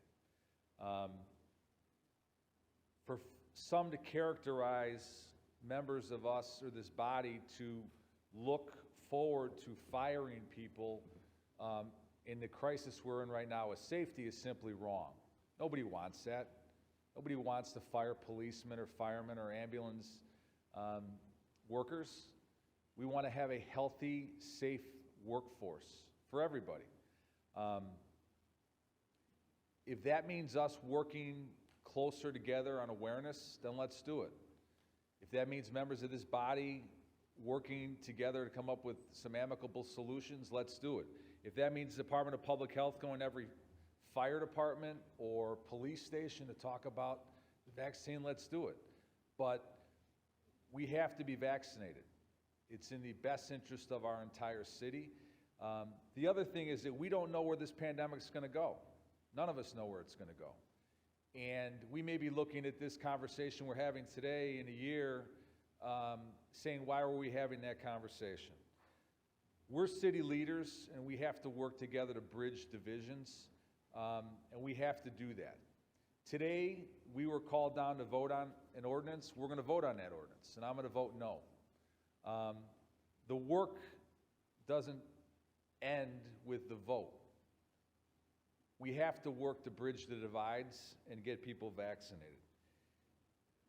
I've got nothing but respect for Dr. Arwady, and I remember being in this building in a conference room on the 3rd floor as the pandemic broke. She is an epidemiologist who we were very lucky to have in our city with us through this whole thing. I respect and trust her. It's also important to note that we are not alone, Chicago, having this conversation. Every major city in our country is enacting requirements that people get vaccinated that work in the public sector. Every single one. We're not alone. So I just say that we have to work together closer and really make awareness to everyone so that everyone's vaccinated. But today I'm going to be a no on this. But again, we have to work closer together to keep our safety for every citizen and our workers. Thank you. The chair recognizes Alderman Ramirez Rosa. Good afternoon. Public workers can't protect and serve if they're carrying and transmitting coronavirus. Let me say that again. You can't protect and serve if you're carrying and transmitting coronavirus. It's the Friday of Halloween weekend, and there's going to be a lot of scary costumes and frightening sights around Chicago. But one of the most frightening things this weekend is the anti-vaccine disinformation and misinformation masquerading as reasonable public safety arguments. Anti-vax right-wing activists have put on a public safety costume this holiday weekend. The few people who have reached out to my office in support of this ordinance believe wild conspiracies about vaccination. Some of them have told me that they believe vaccines cause sudden infant death syndrome, death, and even infertility. Wow, I guess they're taking medical advice from Nicki Minaj's cousin. Here are the facts. The vast majority of city departments are at nearly 100% compliance with our city's vaccine requirement. My ward office, like many of yours, is at 100% compliance. Go team, I love you all. The vaccine is safe. It has received FDA approval. And the city's vaccination policy is extremely reasonable. Our city's policy has a religious exemption, it has a medical exemption, and if you're not vaccinated, you simply need to get tested for COVID on a weekly basis. You know, at the local level, there's a surprisingly long list of issues that the left and right can work on together. We all want trees trimmed, potholes patched, and timely delivery of garbage cans to our residents. But on this issue, I cannot join the right wing of this council in pledging fealty to the FOP's right-wing Trump-loving president. In Chicago, we believe in reasonable, evidence-based public health measures to save lives during this pandemic. On the city's vaccination policy, I'm going to listen to public health experts like Dr. Allison Arwady, not FOP President John Catanzara. Because for all we know, he might still think that his hero, Donald Trump, won the 2020 election. I cannot support an ordinance which invalidates union contracts. I hope that we reject this ordinance today and send a strong message that in Chicago, we don't give in to right-wing fear-mongering, right-wing misinformation, or disinformation. In Chicago, we support reasonable measures to save lives and keep people safe during this pandemic. Thank you. Thank you, Alderman. The chair recognizes Alderman Gardner. Thank you, Madam Mayor. I want to start by saying whatever your vote is today, I can respect whatever viewpoint you have. Obviously, we've heard over and over how people feel about this vote. What I can say, instead of repeating what we've already heard, is that when you go into a firehouse, there's a budding rivalry between firemen and paramedics. And the underlying truth is that everybody in the firehouse really knows who the heroes are. I worked on Truck 26 in Garfield Park for 14 years. I worked hand in hand with women and men on Ambulance 10 and Ambulance 15, two of the busiest ambulances in the country. Not the city, two of the busiest ambulances in the country. They treated everything from heroin overdoses, gunshot victims, congestive heart failure, women giving birth, diabetic strokes. Has anybody in this room ever been in the presence of one of those things happening in front of you? Yes, you have. So you know what a helpless feeling it is when you don't have the knowledge or the tools to help somebody. in that situation. Right now, we have a number of ambulances that are out of service. It's unacceptable. We can't afford to have that. We can argue back and forth on whether or not we want more police or whether we should have more police officers or not, and all due respect to the police officers, obviously. But what we can't argue about is whether or not we need more ambulances and more paramedics. The paramedics are the true heroes of this city. They do not get as much praise as they should. But let me tell you, as a fireman, I'm saying publicly, paramedics save countless lives every single day. I've seen it firsthand. I'm speaking humbly today to bring attention to the fact that if we continue to go down this road, the path that we are on, our residents will lose. Lives will be lost due to ambulances not in service. I simply ask, as some of my other colleagues have said earlier, that we come together in good faith to create a better solution to a problem that will inevitably impact countless lives in this city. Thank you. Thank you, Alderman Gardner. The chair, Alderman Moore, I believe you came in after the debate had started. Do you want to be counted as present for the record? Yes. And, sir, did you have your hand up to also speak? Yes. The chair recognizes Alderman Moore. Thank you, Madam President. Let me start out by saying that when this was first enacted, I had my own concerns, but, you got to trust sometimes your leadership and what they're trying to do. But then I had to come here to be the voice for several calls that I received. One young lady who was discriminated against and had to fight to get on the fire department after years of discriminatory practice against African American, and especially some women on the fire force. And she called me and was just shook and saying, I don't know what to do. I have 4 kids and I'm just not ready. Then I got a phone call from a friend of mine who's on the police department at Simeon, who went to Simeon High School with me. And he said, David, you got to fight for us. I'm just not ready. And then I had a streets and sand worker to call me. On the life of my daughter, I'm telling you the truth. And that's why I'm here today.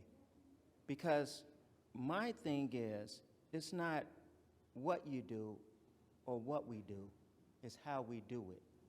It's not whether we say, and it does matter whether we say forget you or whether we say F you.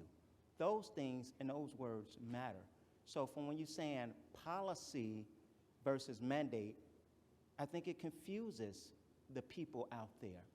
And so I think what our mayor's trying to do is do right. I think what I appreciated, she didn't know we was going to pandemic, and selecting Dr. Awadi, I think was a great choice.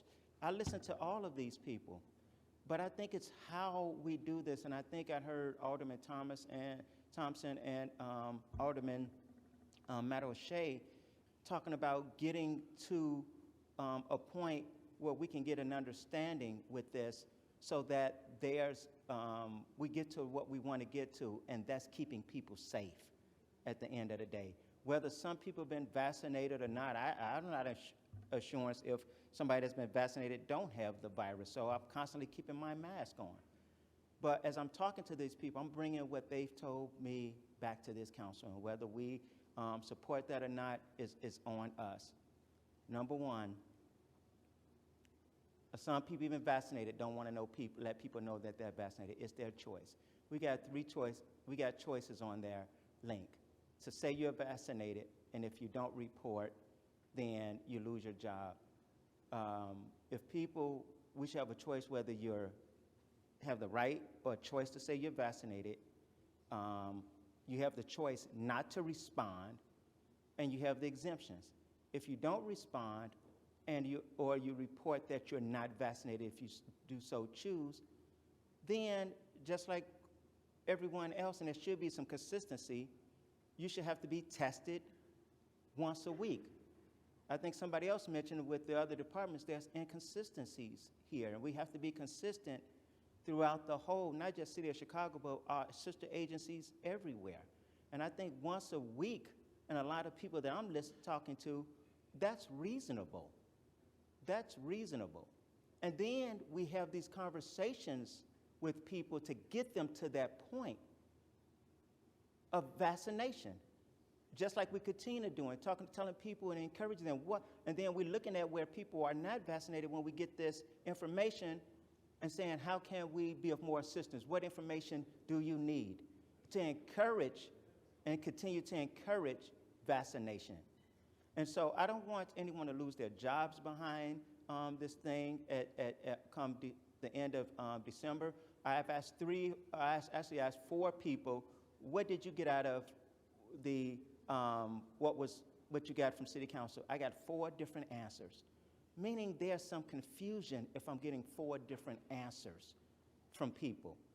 And so while this ordinance isn't perfect, the mandate portion, and we have to make some adjustments, needs to be done. I agree with Alderman Sue Garza and what she's saying in terms of the collective bargaining agreement. If that's in there, then that has to be amended. If it's in there and we pass this, maybe we can come back and amend it. But at the end of the day, we cannot have people thinking they're going to lose their jobs. We have to help them get there. And I want to make sure we continue to help them get there without this whole thing of a mandate. Thank you. Thank you, Alderman Moore. The chair recognizes Alderman Maldonado. Thank you, Madam Chair. You know, it seems to me that we are debating a mandate that I don't think is controversial for the vast majority of the employees, first responders, firefighters, and police officers of the city of Chicago. When over 70% of our employees have already agreed and are reporting their status, this is not a controversial mandate. This is controversial just for a very small minority that started when the president of the FOP, Cantasara, started to push back with his sign, Cantasara for mayor. That's when this became controversial.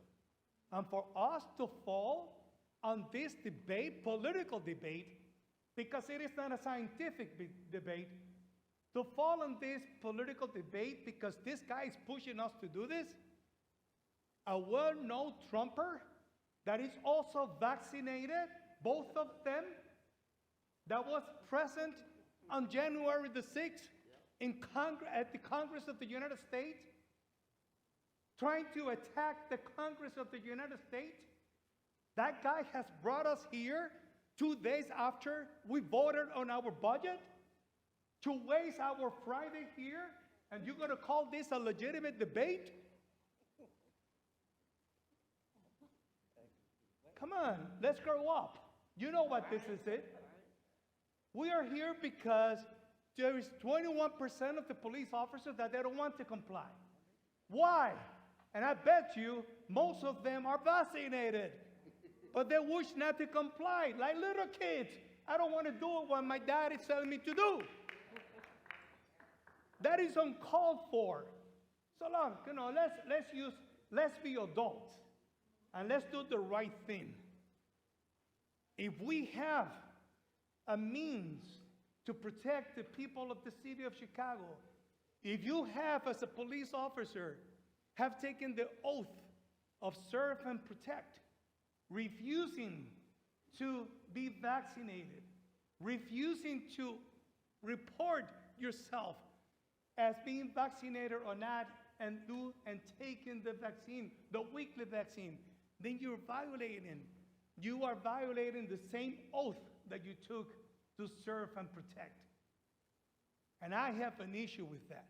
And I know that the vast majority of police officers, firefighters, that I have a neighbor of mine that sent me a text the other day to vote in favor of this ordinance, and I told him I can't. And I told him I can't for the reason that I just described to you here today. Because what this mandate calls for is the right thing.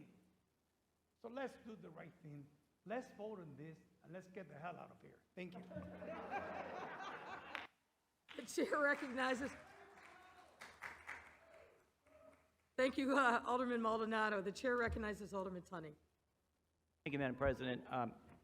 I support the mandate, and I'm generally not a mandate type of individual.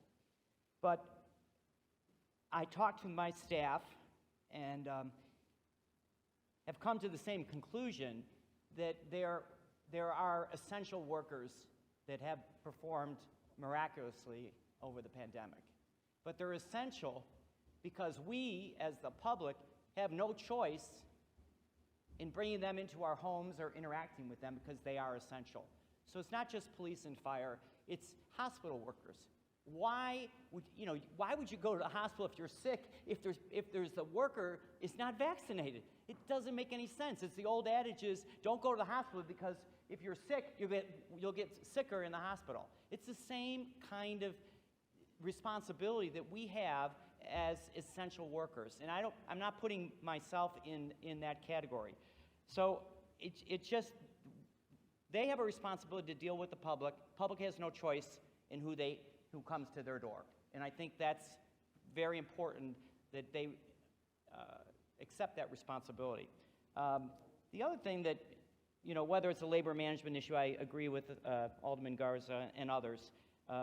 We could be here often if we start going down this road on personnel decisions with various city departments. That's why they have unions, and hopefully we'll hear sooner than later a lot of these issues from the courts, I believe, and maybe that's where it should be. A couple things that I also wanted that I don't think necessarily has been brought up enough on this debate. Obviously, for the last 20 months, we've heard COVID every single day, and the science and such, and I'm not a scientist, I'm going to rely on the scientists. I know, I go back to the confirmation hearing of Commissioner Alwardi. It was before COVID, and she had a very contentious confirmation hearing, if my memory served me correct. And this was before COVID, and I called the mayor, I think the first week, and I said, Mayor, you were fortuitous to put the epidemiologist at the helm. And when we had that meeting with her, I think many of you might remember that she said that we have prepared for a pandemic a year before COVID. And we were one of the only cities that had a plan or had excess supplies and such. And thank God for her leadership during this period. And honestly, I've had my conversations with her, and I've had my disagreements with her, but I'm following the science, and I hope all of our city workers do that, all of our citizens do that. But two other things I wanted to bring up. Ever since COVID came about, we all lost our personal liberties, right? We lost businesses. We couldn't go outside. The beaches were closed. We all had to sacrifice in order to get this under control. And I have to give the Trump administration credit and the scientists for finding a vaccine. It's interesting with Dr. Fauci. Dr. Fauci's been around a long time. And I remember him talking about HIV and trying to find a vaccine for HIV. Folks, we don't have a vaccine for HIV. And the millions and millions of people that have lost their lives. So I'm like, I can't believe we're having a vaccine, and it has shown, the science has shown that this is basically 95% effective, and even with the variants. As our member from the 2nd Ward, I think he might be a doctor. I know you work for Cook County, but boy, you do more homework than I have really time for. But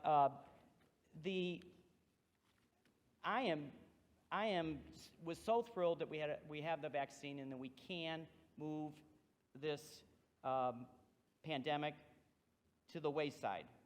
Because I think everybody, as Alderman Sawyer says, wants to get rid of the mask.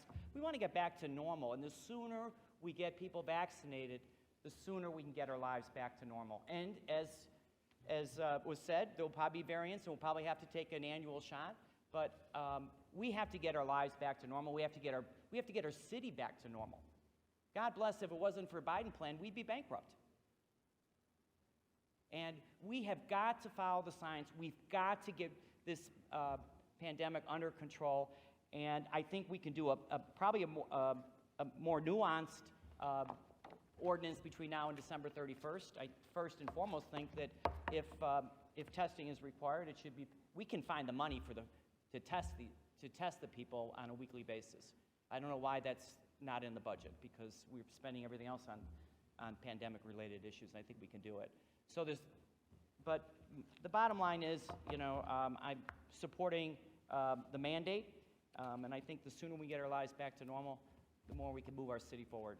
Thank you, Mayor. Thank you, Alderman Tunney. The chair recognizes Alderman Irvin. Thank you, Madam President. This has been a pretty interesting debate, but there's one thing that bothers me a little bit here. I do believe that the ordinance as written is definitely an overreach. We all clearly know and understand vaccination is the solution to ending this dreaded pandemic. All of us know someone that has lost their lives or been infected, afflicted by this disease. We know what we have has been approved by the FDA, the same FDA that approved the measles, mumps, rubella shots, the chicken pox, the shingles, the flu shot, same folks. So I question, what is this really about? And with all that being said, this to me is ultimately about control. And the vaccination really is a red herring. Because if individuals under the employ of the city of Chicago can randomly choose what they will and will not do, being given a direction, that's a huge problem. So I'm not going to fill those potholes you told me to fill, Mr. Foreman. I don't have to. I'm not going to pick up the garbage on Madison. I want to pick it up on Pulaski instead, because that's what I want to do. I don't want to sell the lady her sticker, because I don't like how she look.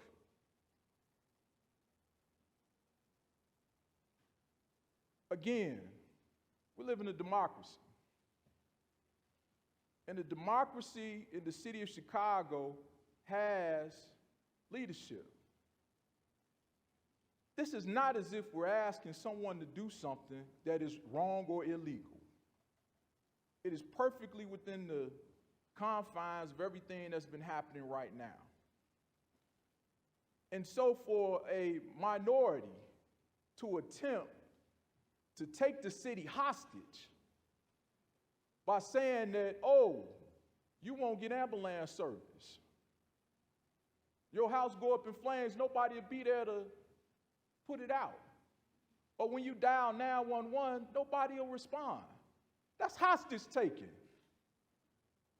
because they don't want to comply with the policy that's been given. Again, if you let this go, today is this. What will it be tomorrow? It's 109, 110, almost. I talked to y'all the other day about some chicken. What did you have for lunch? And I'm going to make this, but what I didn't tell you was that my mother said, in this house, we eating baked chicken. In this house, we're eating baked chicken, or you will not eat at all. So again, you have a choice. You can comply or not. You have a choice. And then you have to take the consequences of the choice that is made. There's nothing illegal about this policy. So again, it is a choice to comply or not comply. And the consequences for not complying today is to be placed on a no-pay status. That's the consequence. But you don't have to take that consequence. You can comply.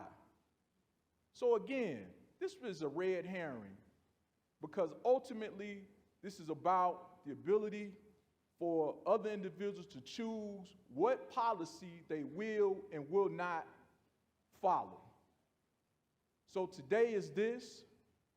We talk about garbage collection. It's okay if they miss your block. I guess that's what you're saying. It's okay if they don't fill your potholes. I guess that's what you're saying. It's okay if they don't respond to your 911 complaints, is what you're saying. Your mama's having a heart attack? Nah, forget about it. I don't want to go. That's what you're saying. So we must be honest and know and understand what this is really about. It's about compliance with directions that have been given. And again, it's 111. Don't want to eat the chicken, go somewhere else. Thank you. Thank you, Alderman Irving. The chair recognizes Alderman Harris. Madam President, I move that we approve this or disapprove this ordinance by a roll call vote. Chairman Harris, if I may, before we call the roll, I'd like to speak to the matter. To vote. Ladies and gentlemen, for 19 long months, this city has suffered.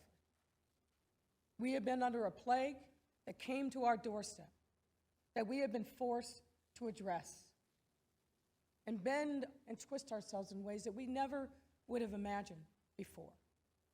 And many of you have spoken to that. And you've heard me say this before. In that 19 months, as the executive of this city, of this body, there's not been a single easy decision. The weight of literally knowing that decisions that we were making were life and death to our residents. No one has taken that burden and that responsibility and obligation lightly, least of all me. We've lost over 6,000 people to death in COVID, the vast majority of whom died before there was a vaccine even available. And since December of last year, when that life-saving vaccine has been available, we have spent hundreds of millions of dollars, hours that I couldn't even begin to calculate, trying to literally go door to door to convince our residents that this life-saving, free, and safe vaccine is something that they should take. And I don't know about you, but I believe by leading by example, by making sure that I live my values out loud every single day. And I know, without a doubt, as many of you have eloquently said today, the only way that we can save lives and put this pandemic behind us is to get people vaccinated. This isn't about whether or not we support the police or fire or first responders. Of course we do. Of course we do. We depend upon them every single day. And yes, they have done incredible work for us to keep us safe. That's not what this is about. And we know that because the vast majority of our officers and our firemen are vaccinated. But it is about reaching those others. And I've said this to the union leaders that I've spent considerable time talking with throughout this pandemic from its earliest beginning and up till today.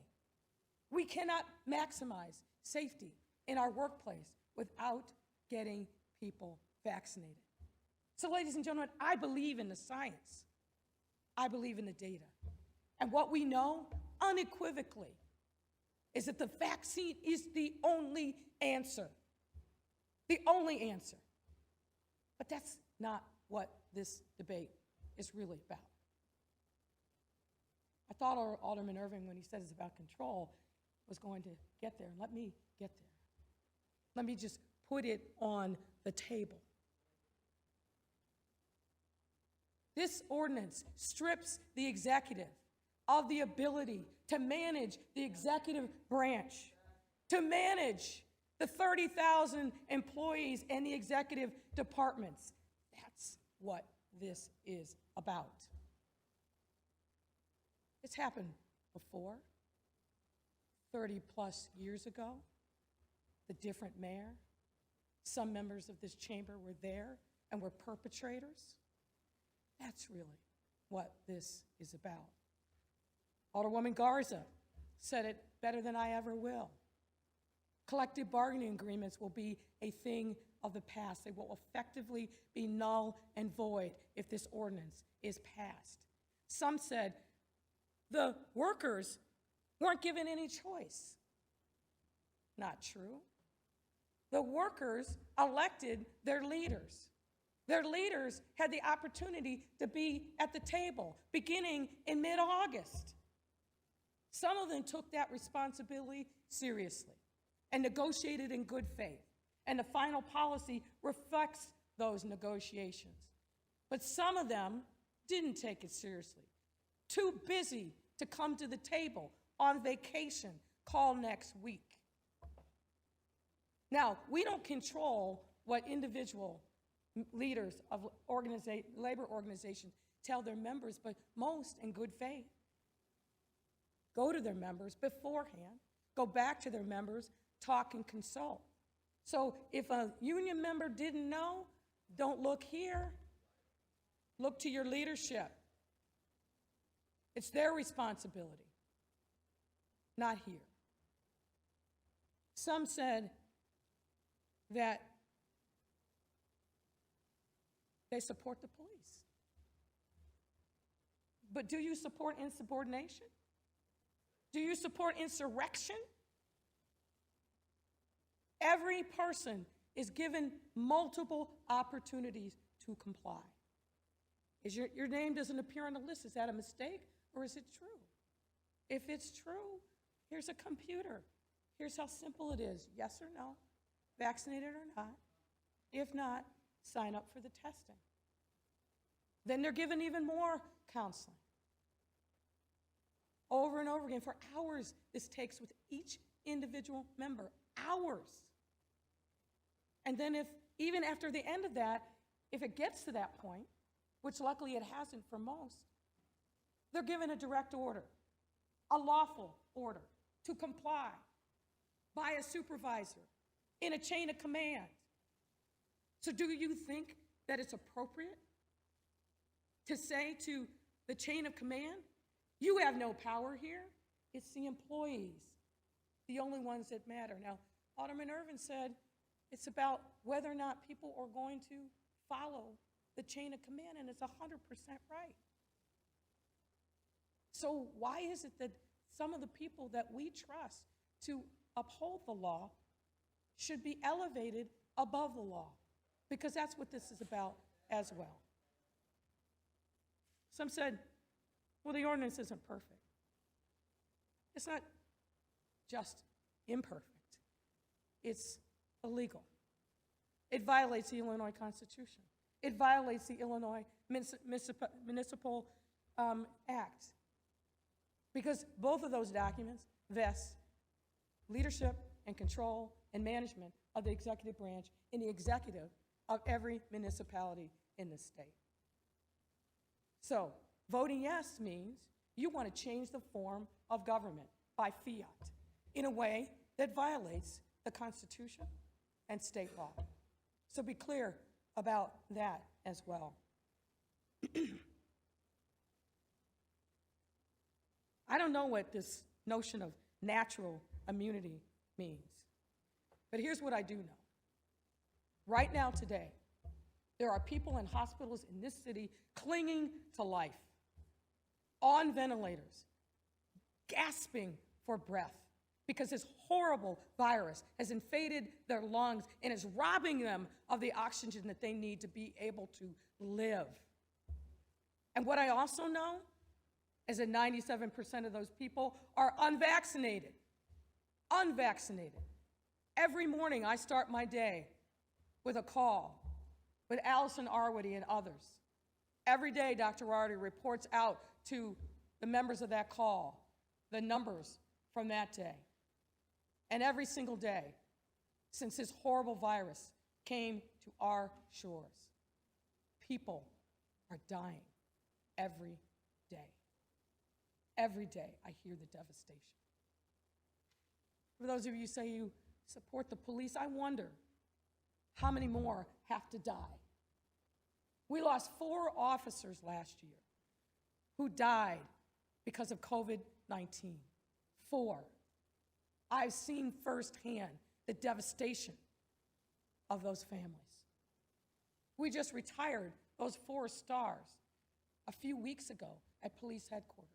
Those families are still wrenched with pain and grief. More recently, a former police union leader died of COVID-19. So I want to ask those people who say they support the police, how many more have to die? How many more? The energy that you spent on this, spend the energy going into your wards and talking to your first responders about what you can do to help educate them. Because as sure as we are living, the people that are unvaccinated are playing Russian roulette with their lives, and they're playing Russian roulette with the lives of their families, their neighborhoods, and the people in this city who have a right to believe that when someone from the city government shows up at their door, they are there to help them and save their life, not imperil it. This is about saving lives. Let me say one last thing and I will sit, since you've given me this privilege to speak. The notion that we have not bargained in good faith is nonsense. We started this process in August and tried mightily to bring people together into the table. We work with some, but not with others. And you know who those people are. We will continue to work in good faith. And the notion that somehow this is about firing people. Nobody wants people to lose their job. No one does. There's a reason why even the people who said, I will not follow this order, are coming back and asking for their jobs back, because cooler heads have prevailed. And likely they went home and their spouse said, you did what? No. In this household, we don't miss paychecks. But in all seriousness, this notion that somehow our public safety is going to be imperiled, stop the fear-mongering. I beg of you. Stop it, because it's not true.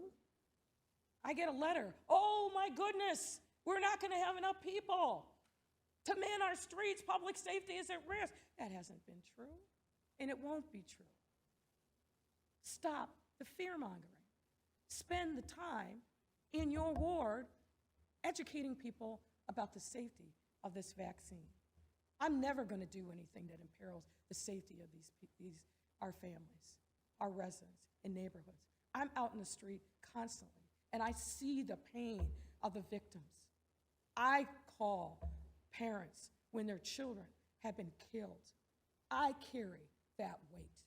I know firsthand what it feels like for these families because they are in pain and suffering. So trivializing and politicizing an issue about public safety is shameful, and it must stop. It must stop. Just 2 days ago, we celebrated the most historic and progressive budget that the city has ever seen. And I know you took note, as I did, that we brought members of this council together to move forward, to help our residents in their time of greatest need. That's what we need to be focusing on. And I refuse to let that feeling of joy that so many of us felt with that vote be dissipated by this nonsense. Our residents need us now to stand tall and be leaders. We will never put this pandemic in the rear view mirror unless we take bold steps. Some of you understand that. Some of you don't want to. But don't hold the rest of us back when we are trying to do the right thing for our residents in this moment of greatest need. And right now, when it comes to the pandemic, that means getting people vaccinated, going door to door if we need to, bringing the vaccine to them as we have been. And this notion that suddenly now I want to come together and talk, where have you been? Where have you been? Allison Arwady comes before this body in the Health Committee on a regular basis and talks. I know some of you outside of that time reach out to her and ask questions. We have put so much information at your fingertips. So somehow you don't know, then you haven't been looking. Ladies and gentlemen, we have to stop playing games with the pandemic. We have to stop playing games with people's lives. Alderman Miss is right. This confusion created for no good reason helps no one. Doesn't save a single life, doesn't make sure that our babies are safe, our elders who we still have to reach and get them vaccinated. We have work to do, and we can do that, but only if we come together and we are united. Madam Clerk, please call the roll. Yes, the matter before the body is a yes vote is for the ordinance put forward by Tabaris and others to strip the executive of the authority to manage executive employees and bring this matter to the city council. That is the question that's before the body. Please call the roll. Alderman Lopez? Thank you, Madam President. I just want to be clear because I heard something different from Alderman Harris. So this is a motion to approve the ordinance, correct? That's Well, that's not what This was is just... a motion to vote up or down. Yeah, it's vote on the up ordinance. or down. A yes vote is yes, approving the ordinance. A no vote is disapproving the ordinance. Same kind of vote that we take all the time. Okay.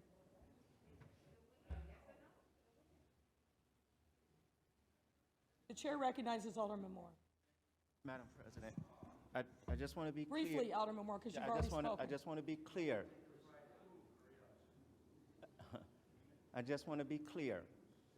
It is this ordinance is, you're saying not to repeal the mandate. It's state what you just said the ordinance is doing. The ordinance as written seeks to vacate the mandate and give to this body authority over decisions regarding executive branch employees. So it strips the So the executive. ordinance is doing two So things? it has the ordinance has two parts to it. Please call. Any other points of clarification? So a yes vote is a yes in support of the ordinance. A no vote is against the ordinance. Are we clear? Alderman Irvin. Just clear, her motion, your motion was to approve the ordinance, correct? No. No. No, I Okay. said to vote it up or down. No. What is the motion? My motion is to vote this ordinance call the up question. or down by roll call vote. It's to call the question. So, no. We're having a conversation if the motion was to disapprove or to approve. Based on what I'm Or hearing, disapprove. the motion was to approve. No. No. This is to call the question. Oh, this is a call to question. We ain't even at, okay. You want me to call it again? Please. My motion is to vote this up or down in simple language. And that means it's supported If you support this ordinance, vote yes.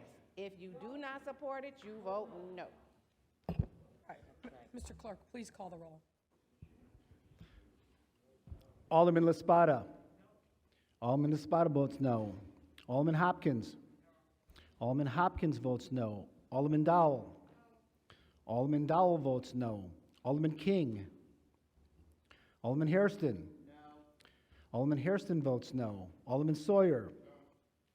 Alderman Sawyer votes no. Alderman Mitchell. Alderman Harris. Alderman Harris votes no. Alderman Beal. Alderman Beal votes yes. Alderman Sadlowski Garza.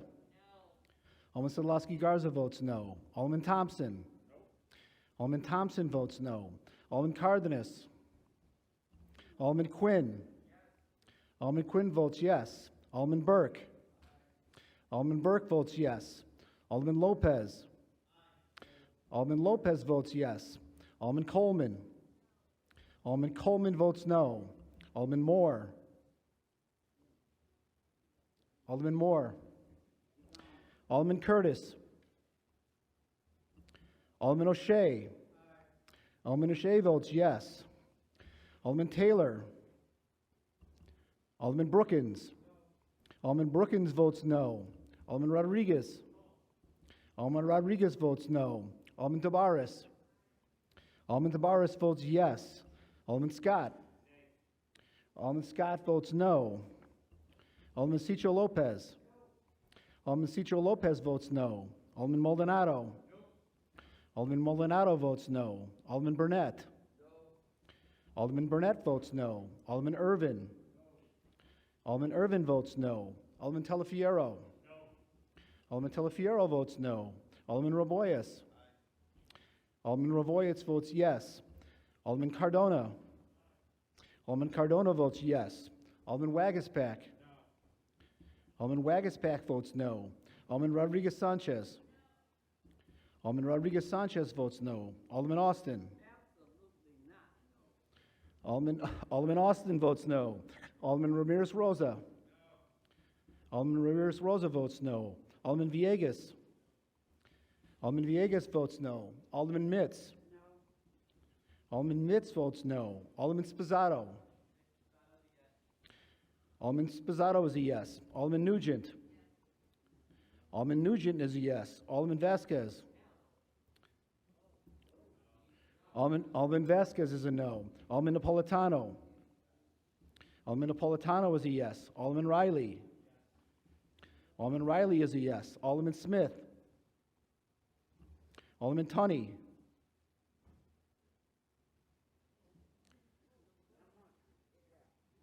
Alderman Tunney is a no. Alderman Gardner. Alderman Gardner is a yes. Alderman Kappelman. Alderman Kappelman is a no. Alderman Martin. Alderman Martin is a no. Alderman Osterman. Alderman Osterman is a no. Alderman Haddon. Alderman Haddon is a no. Alderman Silverstein. Alderman Silverstein is a no.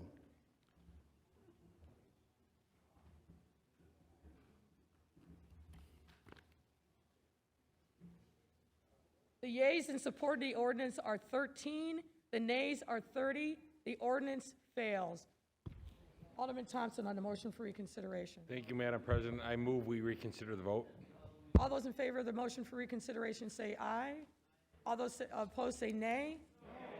The motion for reconsideration fails. Alderman Harris on the motion to adjourn. Alderman Harris moves that we adjourn. We understand that motion, right?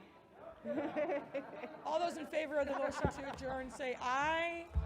Any say no. Ladies and gentlemen, this meeting is adjourned.